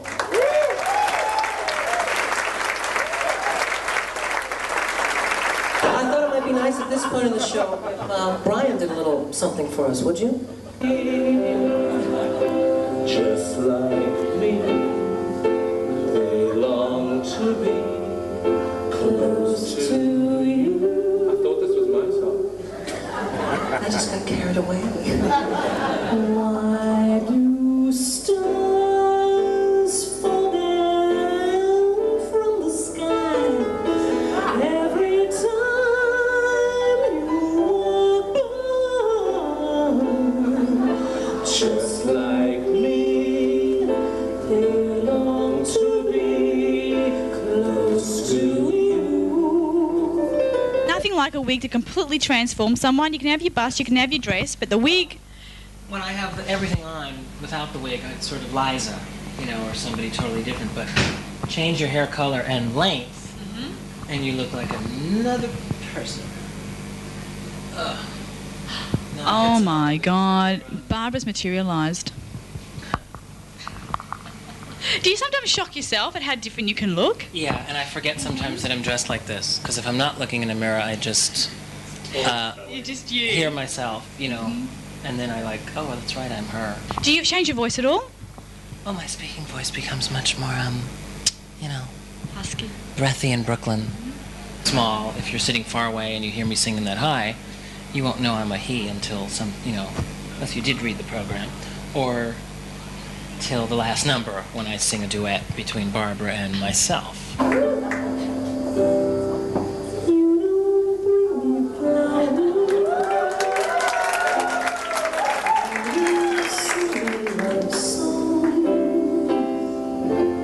hardly talk to me, and I come through the door at the end of the day.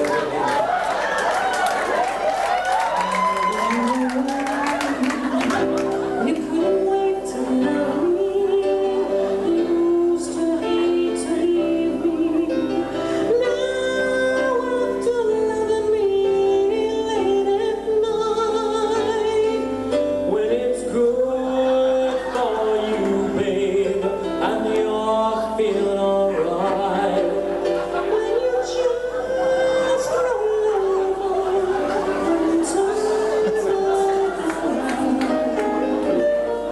and you don't bring me flowers anymore. You actually went to Barbara Streisand's concert last night, the real Babs. I did indeed. I sat fourth row from the front. Barbara was right in front of me. I saw the tears in her eyes as she sang Papa, Can You Hear Me? It was the most moving experience of my life, next to giving birth to 2 children. Well, how good is Steve tonight? He's actually fantastic. I'm enjoying him enormously. I have to say his Betty Davis was just to die for. So I feel as simply Barbara, he's wonderful, but we're loving a little bit of Betty, we're loving a little bit of B. Arthur. He's very good.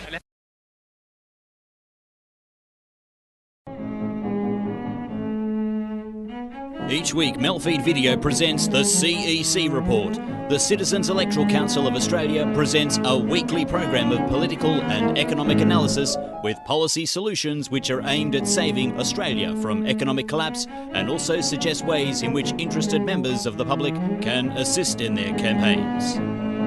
The CEC Report, coming up next on MELfeed.video.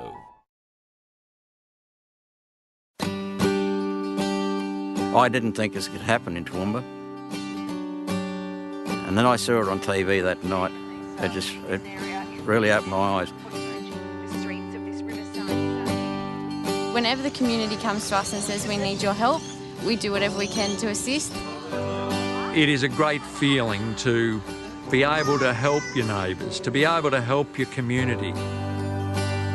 Each Lions member and each Lions club in different parts of the country, we're totally different. But we have core values that are the same. They remain the same for any Lions member and any Lions club anywhere in not just Australia but around the world. Anything that you can think of that you want to do and support and help, Lions are doing it right now somewhere in this world. I think Lions need to tell their story. They need to let people know the amazing things that they do.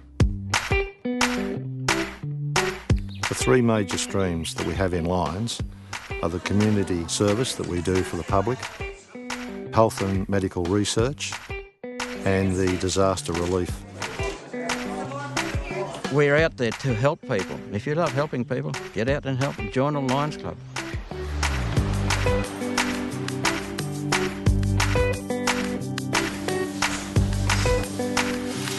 We started this project about 20 years ago.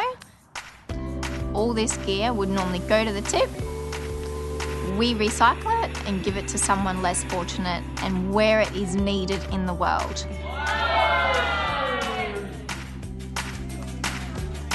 Being a Lion here in Australia means that I can make a difference to my community. But most importantly, it's inspiring other people to get out and be part of their community and make it a safer and a much happier and better place to live.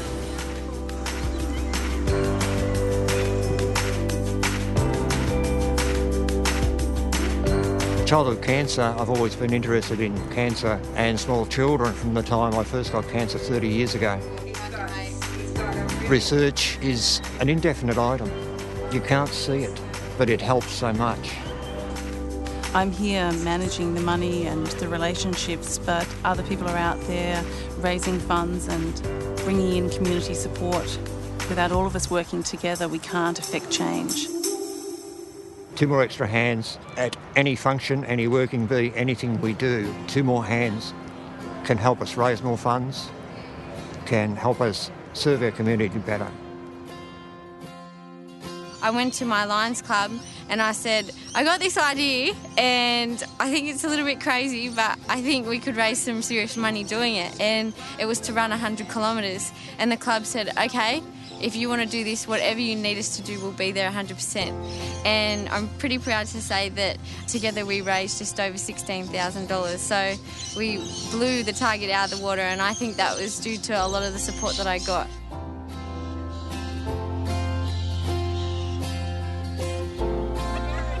Through my leadership training and all that, I've learned about thinking global and acting local, and Lions Club is definitely that kind of thing. They act within their communities, but the money that they raise can often end up in any corner of the world.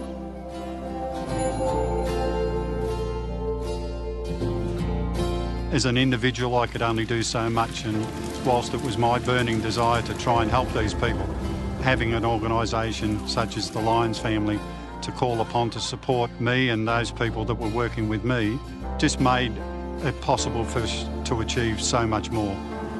You know, after the devastation, to come back into the community, you know, you were shattered by what you saw. You know, no police station, no post office, no petrol station, you know, no kindergarten. There was nothing here. And all that water with an unstoppable. I don't know that I've ever seen as much as arrived. There were fridges, washing machines, dryers. There were toasters, jugs, just everything. To be invited to be a part of Lions just opened up a whole new world to me. A world that provided a structured organisation that could see that the hours that I volunteered could achieve so much more. I think Lions is a wonderful organisation. The people in it have charity in their hearts. I can go anywhere in this country, see somebody with a Lions badge, walk up to them and say, good day, you got a friend. Never once in my life had I had a group of people where I could go to, say anything, and know that no matter what, they would be there, they would stand by me. It's the family. That's what we call, it's the Lions family. Without Lions, I think I'd be lost now, because they've been my life. We work hard, but the most important thing is we have fun. The fellowship of of all the members of the club, the broader community. It's just a tremendous organisation to belong to. I'll be here till I die. It is extremely rewarding and gratifying to be a part of an organisation that can spread its support so far and wide. More members means more hands, means more support to the community. I would encourage everyone just to give it a go and see if it is for them, because the return that you get for giving to others is amazing. Get out there, do something wonderful, be part of this fantastic organisation.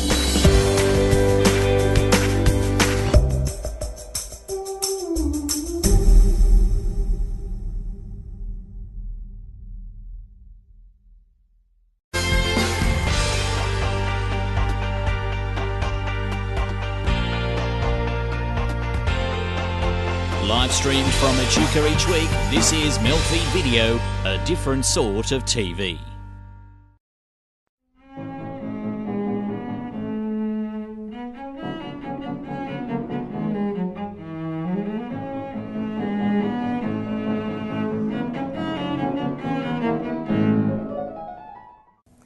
Welcome to the CEC Report for the 7th of September 2018. I'm Elisa Barwick, and joining me today is CEC leader Craig Isherwood. Welcome, Craig. Yeah, thanks, Elisa.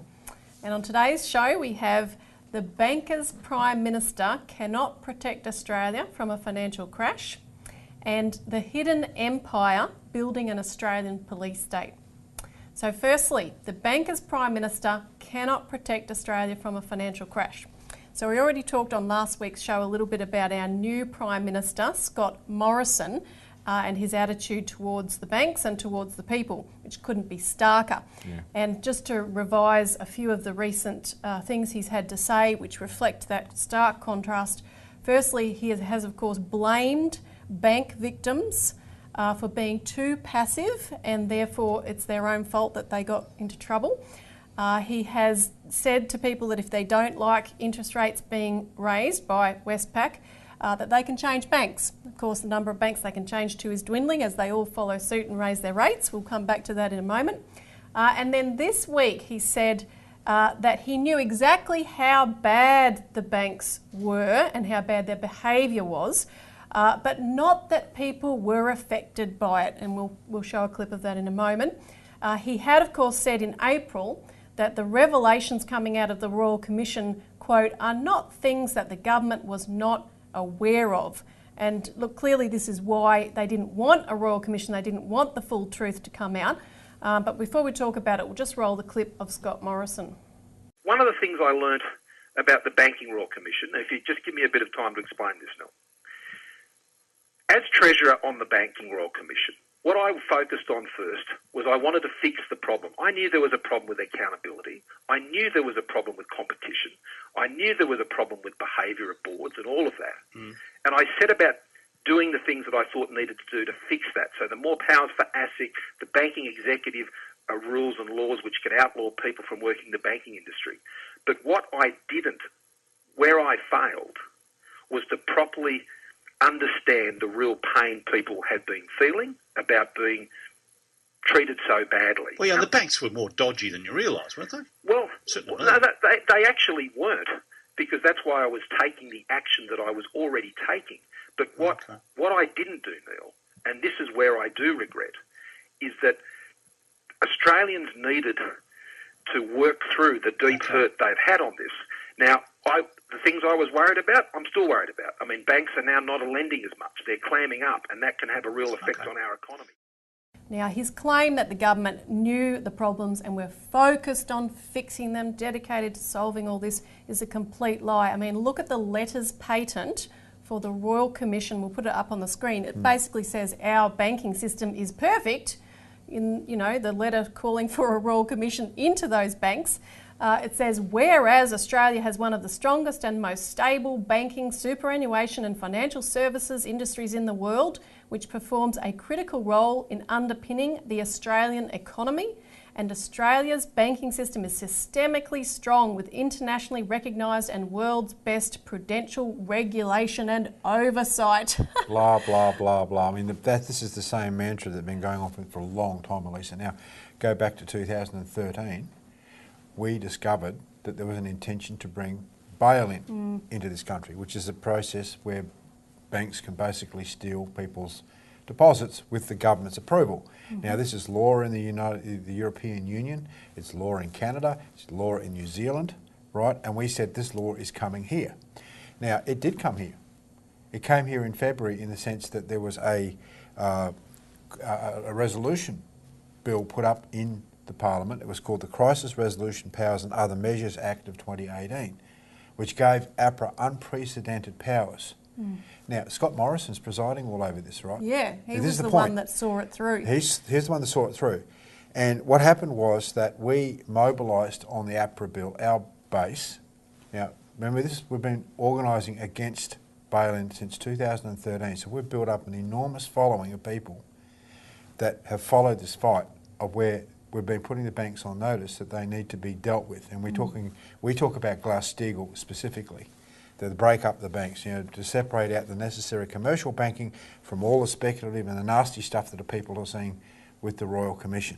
But what happened in February was this APRA bill to give APRA more powers was passed. Now, we tried to put up a resolution to exclude people's deposits so the government and the banks could not steal people's deposits, as is law in other countries.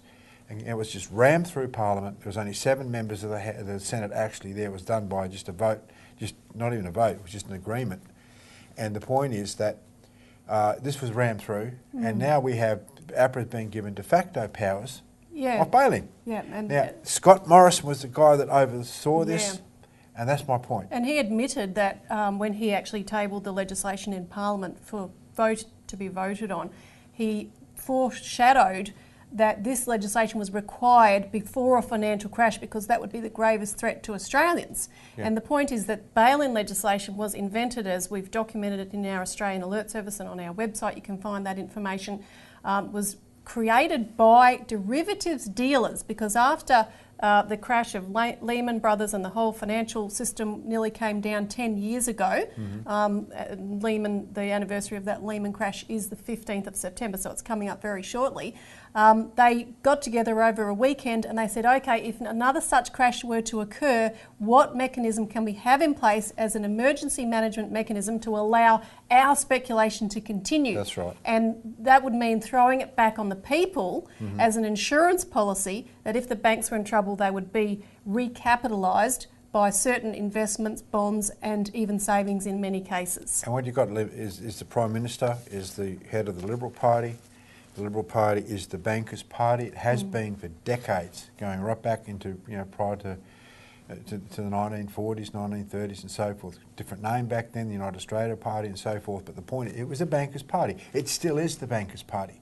So if anyone got any ideas that somehow the bankers' Prime Minister Morrison is going to be looking after their interests, then look, I don't think people are that foolish, because this idea of blaming the victims is a measure of what this guy is like. The only reason this government under Turnbull did eventually go with the Royal Commission was our campaign against bail-in, which generated a huge backlash against the banks. Also, you had the Labor Party that eventually moved on it, and Shorten eventually, he should have done it much earlier, but he eventually moved to support a Royal Commission. And I'll just say, this week on Wednesday, he was forced to move again, Bill Shorten that is, and he called for an extension of the Royal Commission in terms of time frame and scope of investigation, because, as he put it, thousands of Australians have raised it with him. Now, he didn't go looking for those thousands of Australians, we can assure you. These are people we've mobilised that, because we've put the solution of Glass-Steagall banking separation on the table, are demanding solutions. This is forcing a change. Which Bill Shorten knows about, because we've had our supporters, we're a political party, so we've had our supporters stand up in meetings where Bill Shorten is speaking and demand that he goes with Glass-Steagall. And he knows. And he says, oh no, we're not going to go for Glass-Steagall at the moment. But see, this is not, the point is not what happens right now. what's going to happen in the future. Look, the global financial crisis, we're not going to go through the specifics of this in too much detail on this program, but it hasn't been solved since 2008, 2009. Everything's got much, much worse. And consequently, we're in for the same, a worse global financial crisis Mark II. The only solution is to protect the existing banking system, which is Glass-Steagall, and people are now starting to hurt. You've got, all these investors that can't get more mortgages again, can't roll over their mortgages, and we go through this in the Australian Alert Service, so people should, call in for their copy. These people are going to represent an increasing majority of the population. They're going to be pounding down the doors of our representatives who are being complacent and complicit in allowing these fraudulent policies to exist in our banking system, as is being uncovered by the Royal Commission. So if Bill Shorten wants to survive, any time at all as the next Prime Minister, assuming that he does become the next Prime Minister, why does he keep fighting against what's taking place with the banks in this fraud? He should be joining us, calling for Glass-Steagall. Obviously he's taken the right move in extending the Royal Commission, but look, he only did that because he's under pressure. And the thing about politicians is that ordinary people speaking up, going to see their Member of Parliament, whilst that might be a bit of an intimidating thing for the ordinary person, it's the most powerful thing the person can do. And we've sort of encouraged our base, our people, our ordinary folk to go and pick their MP, because an MP will take notice. If you show up on their doorstep and say, look, you're going to read this particular material on Glass-Steagall or whatever. So hit the Labor Party hard, because they could get ahead of the curve here, and it would be immensely popular if they went with Glass-Steagall. Now we've got to take a quick break, but we're going to come back and talk a bit more about the specifics of the housing bubble.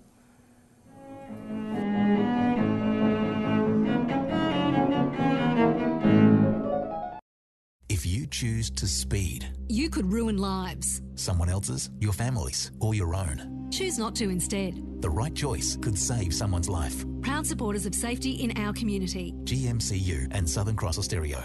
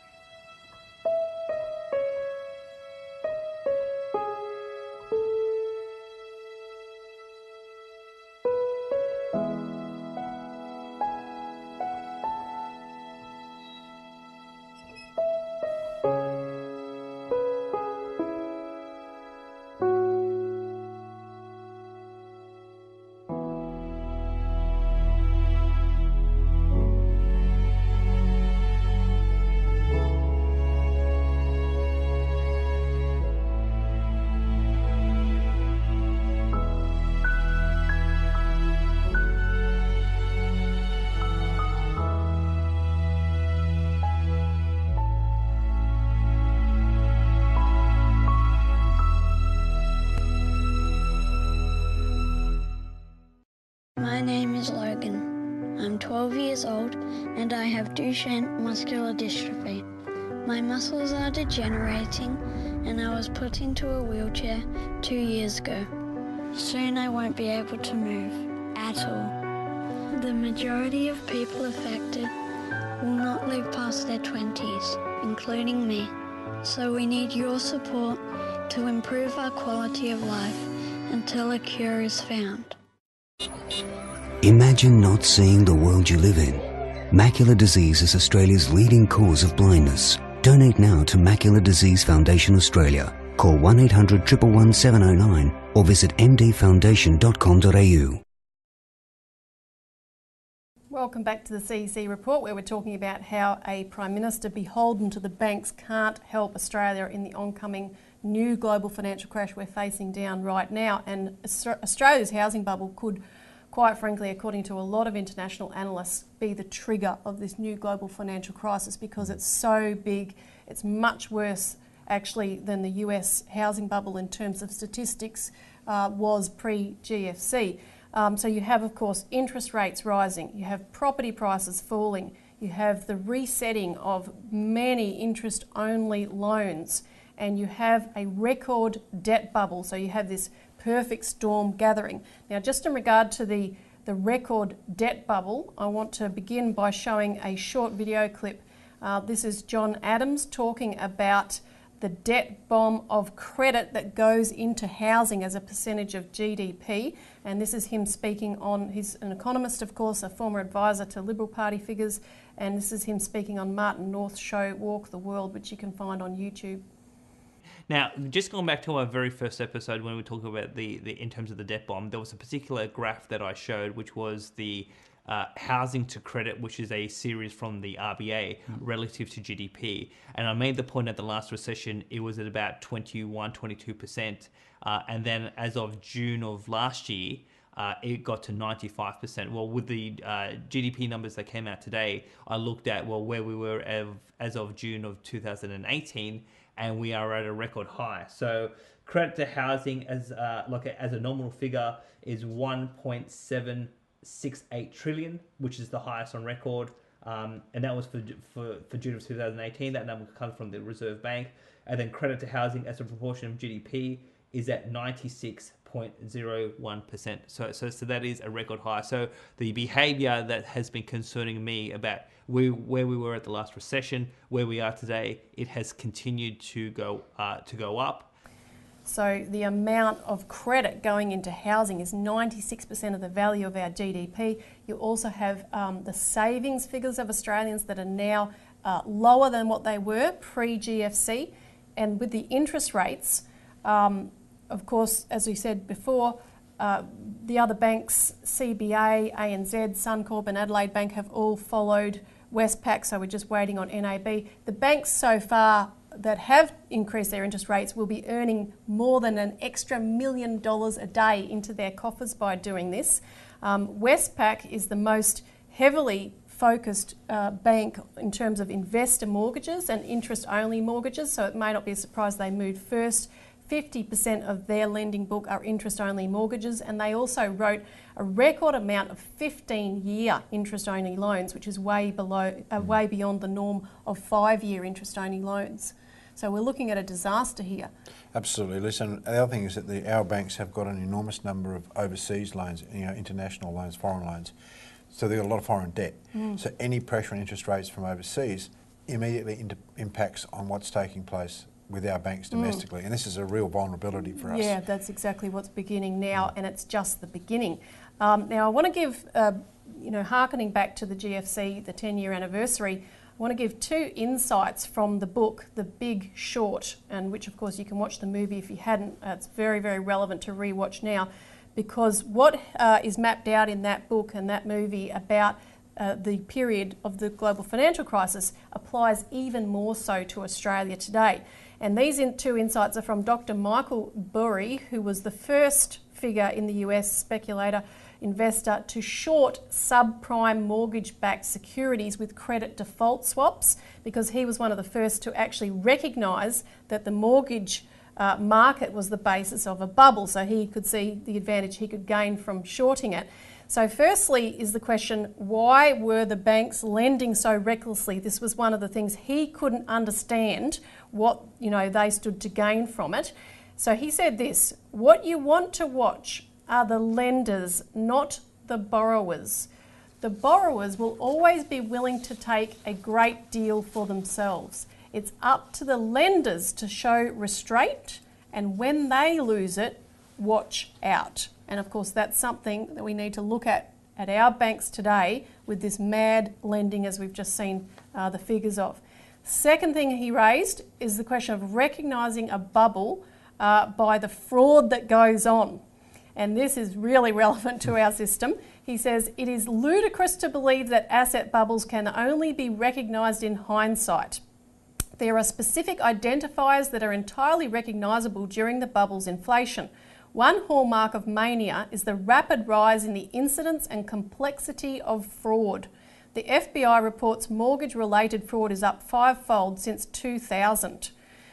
Bad behaviour, the book goes on, was no longer on the fringes of an otherwise sound economy. It was its central feature. And Burry continues, the salient point about the modern vintage of housing-related fraud is its integral place within our nation's institutions. Lisa, when Franklin Roosevelt brought Glass-Steagall in 1933, he was dealing with exactly the same issue with the banks. They were fraudulent, they were defrauding ordinary people through all sorts of fictitious instruments and so forth. When he brought Glass-Steagall in 1933, he separated out the necessary and protected the necessary commercial banks from all that sort of activity. So what you're talking about from The Big Short is exactly relevant today and exactly why we need Glass-Steagall in our country. And that's why we have a bill in the Parliament now calling for the separation of the banks. It was introduced, of course, as viewers would know, by Bob Katter a couple of months ago now, and we're waiting for that to be debated. And, you look at how we're dealing with it today, contrast that and putting bankers in jail and so forth. With what ASIC's just done, for example, fining Westpac. It was a record $35 million fine, but, Record? Come on. It has no impact whatsoever. Westpac is continuing to earn $25 million a year off those exact dodgy loans for which it was fined. Morgan Stanley analyst Richard Wiles said the fine would have an immaterial financial impact and was a positive outcome for the banks. What if it was to be $350 million fine? Wouldn't that... Well, and some jail terms. And some jail terms as well, because that's just one offence. I mean, when you put them all together, rack them up and make a judgment on that, there's got to be much more severe terms. So, we've got to take action on this now. After the break, we're going to look at how the government is planning to deal with all hell breaking loose when this reality really impacts the population.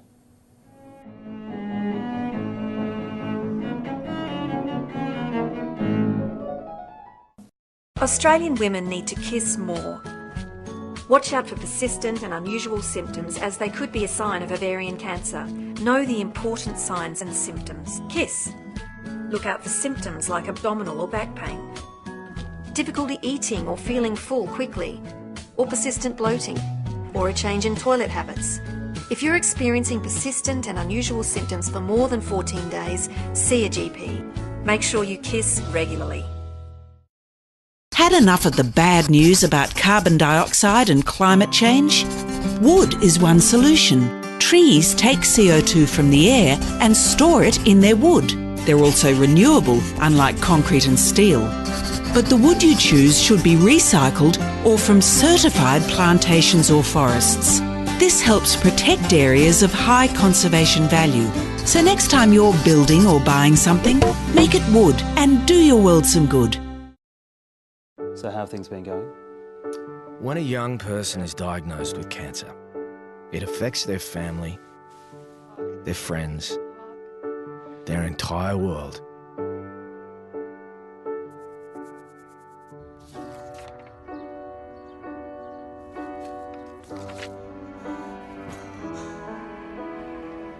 Red Kite supports young people with cancer and those around them in real ways. Yeah, hi, it's Michael. Yeah, I'm at the hospital. We rely on your generosity to make a positive difference in the lives of thousands of families every year.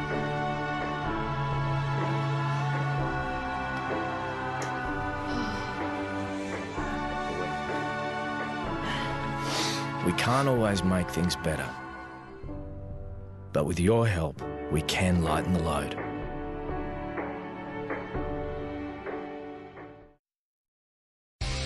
Playing the 80s on Air FM 88.0.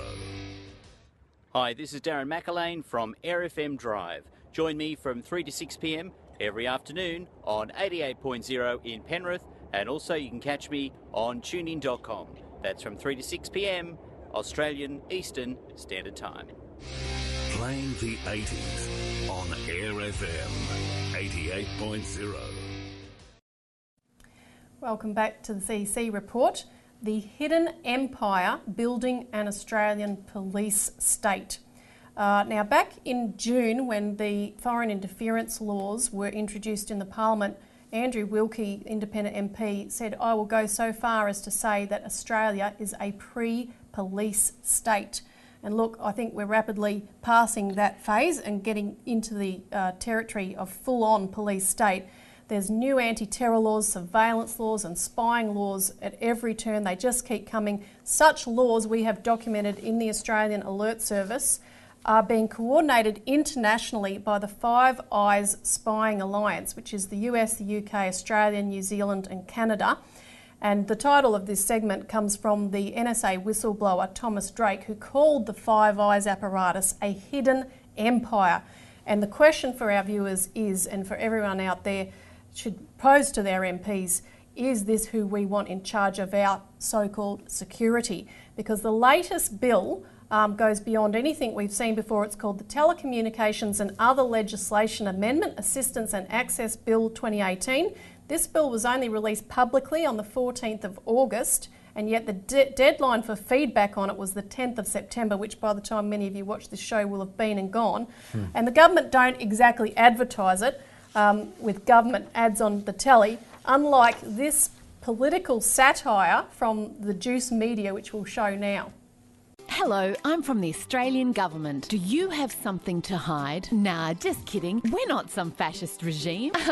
Seriously though, do you? Unfortunately, encryption makes it hard for us to spy on you these days. So just to make sure, we're introducing yet another law to expand the surveillance state. Introducing the Assistance and Access Bill, or ARS Access for short. Oh, relax. Despite how it sounds, we're not trying to access your data through your back door. We're just after the keys to your front door. Yup, ARS Access will force tech companies to do our dirty work for us. For example, by making them insert a little secret source in their apps, which lets us access your device once you download the latest update. And if they refuse, we'll find the shit out of them. ARS Access. It doesn't break encryption, only your trust in your favourite apps. To bring you ARS Access, we've taken the UK's fascist spying law and made it even more fascist by removing any need for judicial oversight. But don't worry, we promise to only spy on you if reasonable and proportionate.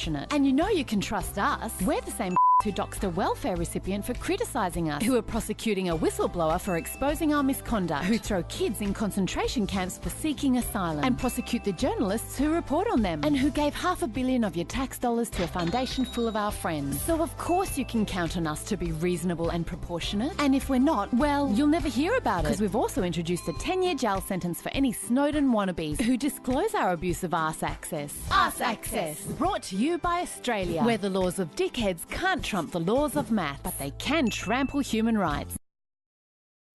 Now, whole segments of this law, Craig, were based on a UK law passed in November 2016, the Investigatory Powers Act, otherwise known as the Snoopers Charter.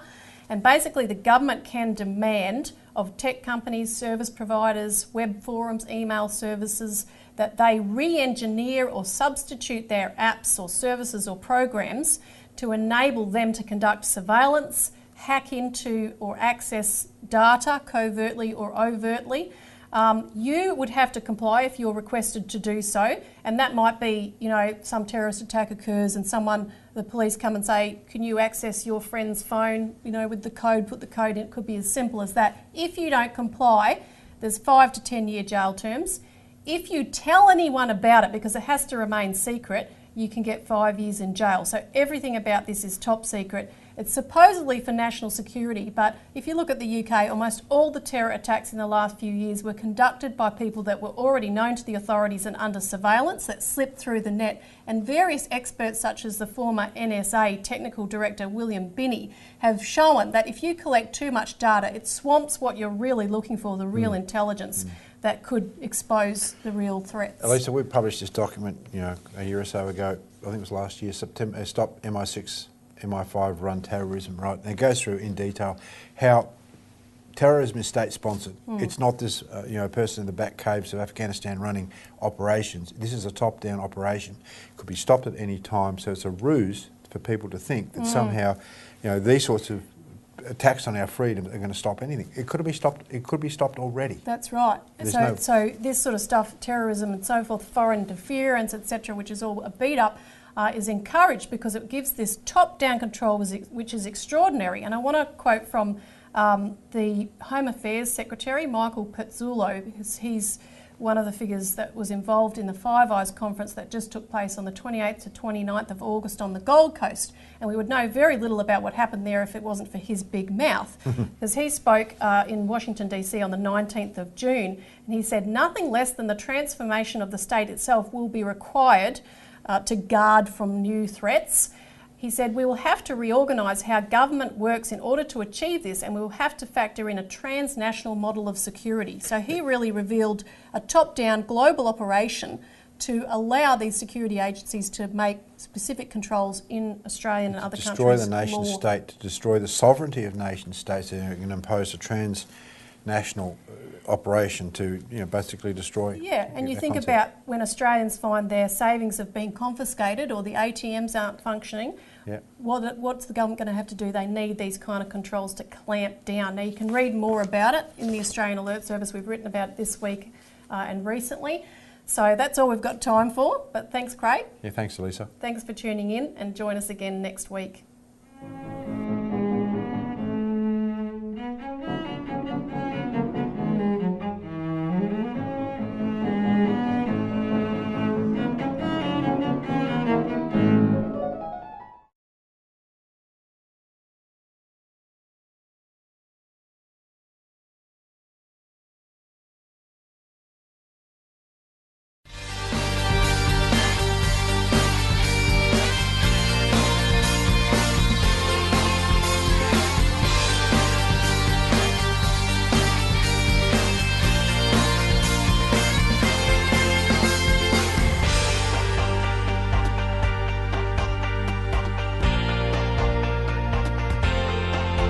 Live streamed from Echuca each week, this is MELfeed.video, a different sort of TV.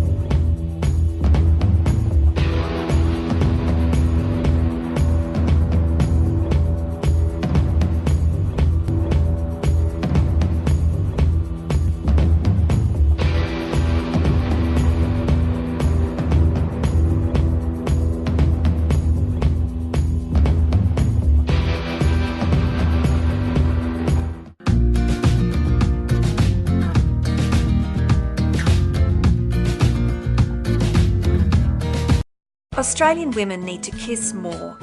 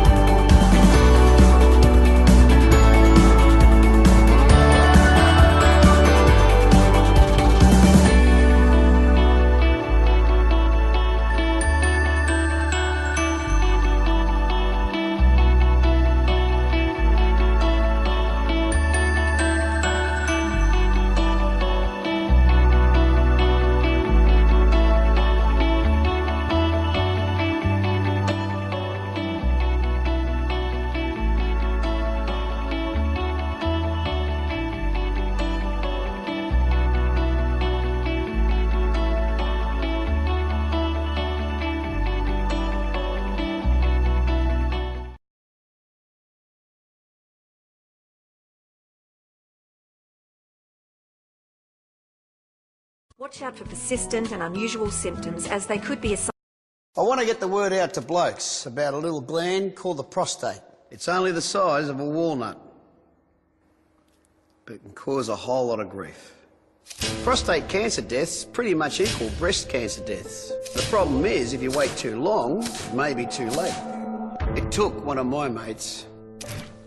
Don't make me angry. Talk to your doctor about your prostate, and if necessary, get it checked. You'd be nuts to leave it to chance. Each week on MELfeed Video, join us for Northern Access Television's general interest chat show, NAT Chat. Each episode features interesting and informative interviews from people of all walks of life. Weekly topics include community groups, religious topics, and professional people covering many different subject areas. That's NAT Chat every Monday night at 8 p.m. here on MELfeed Video.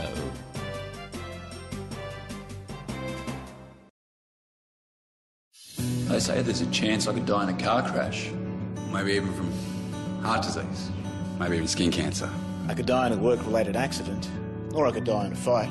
The fact is, the biggest cause of death for men in my age group is suicide. Please don't let this happen to me. You can do something. Lifeline believes that suicide is mostly preventable. Help us save lives. Find out what you can do at lifeline.org.au. MELfeed Video is about to close operations for tonight, but we'll be back with you next Monday evening. In the meantime, here is a selection of programs that will be seen on our next scheduled web stream. You're welcome to visit our website at MELfeed.video for further details of this project. Until next time, from all of us here at MELfeed Video, we wish you a very good night.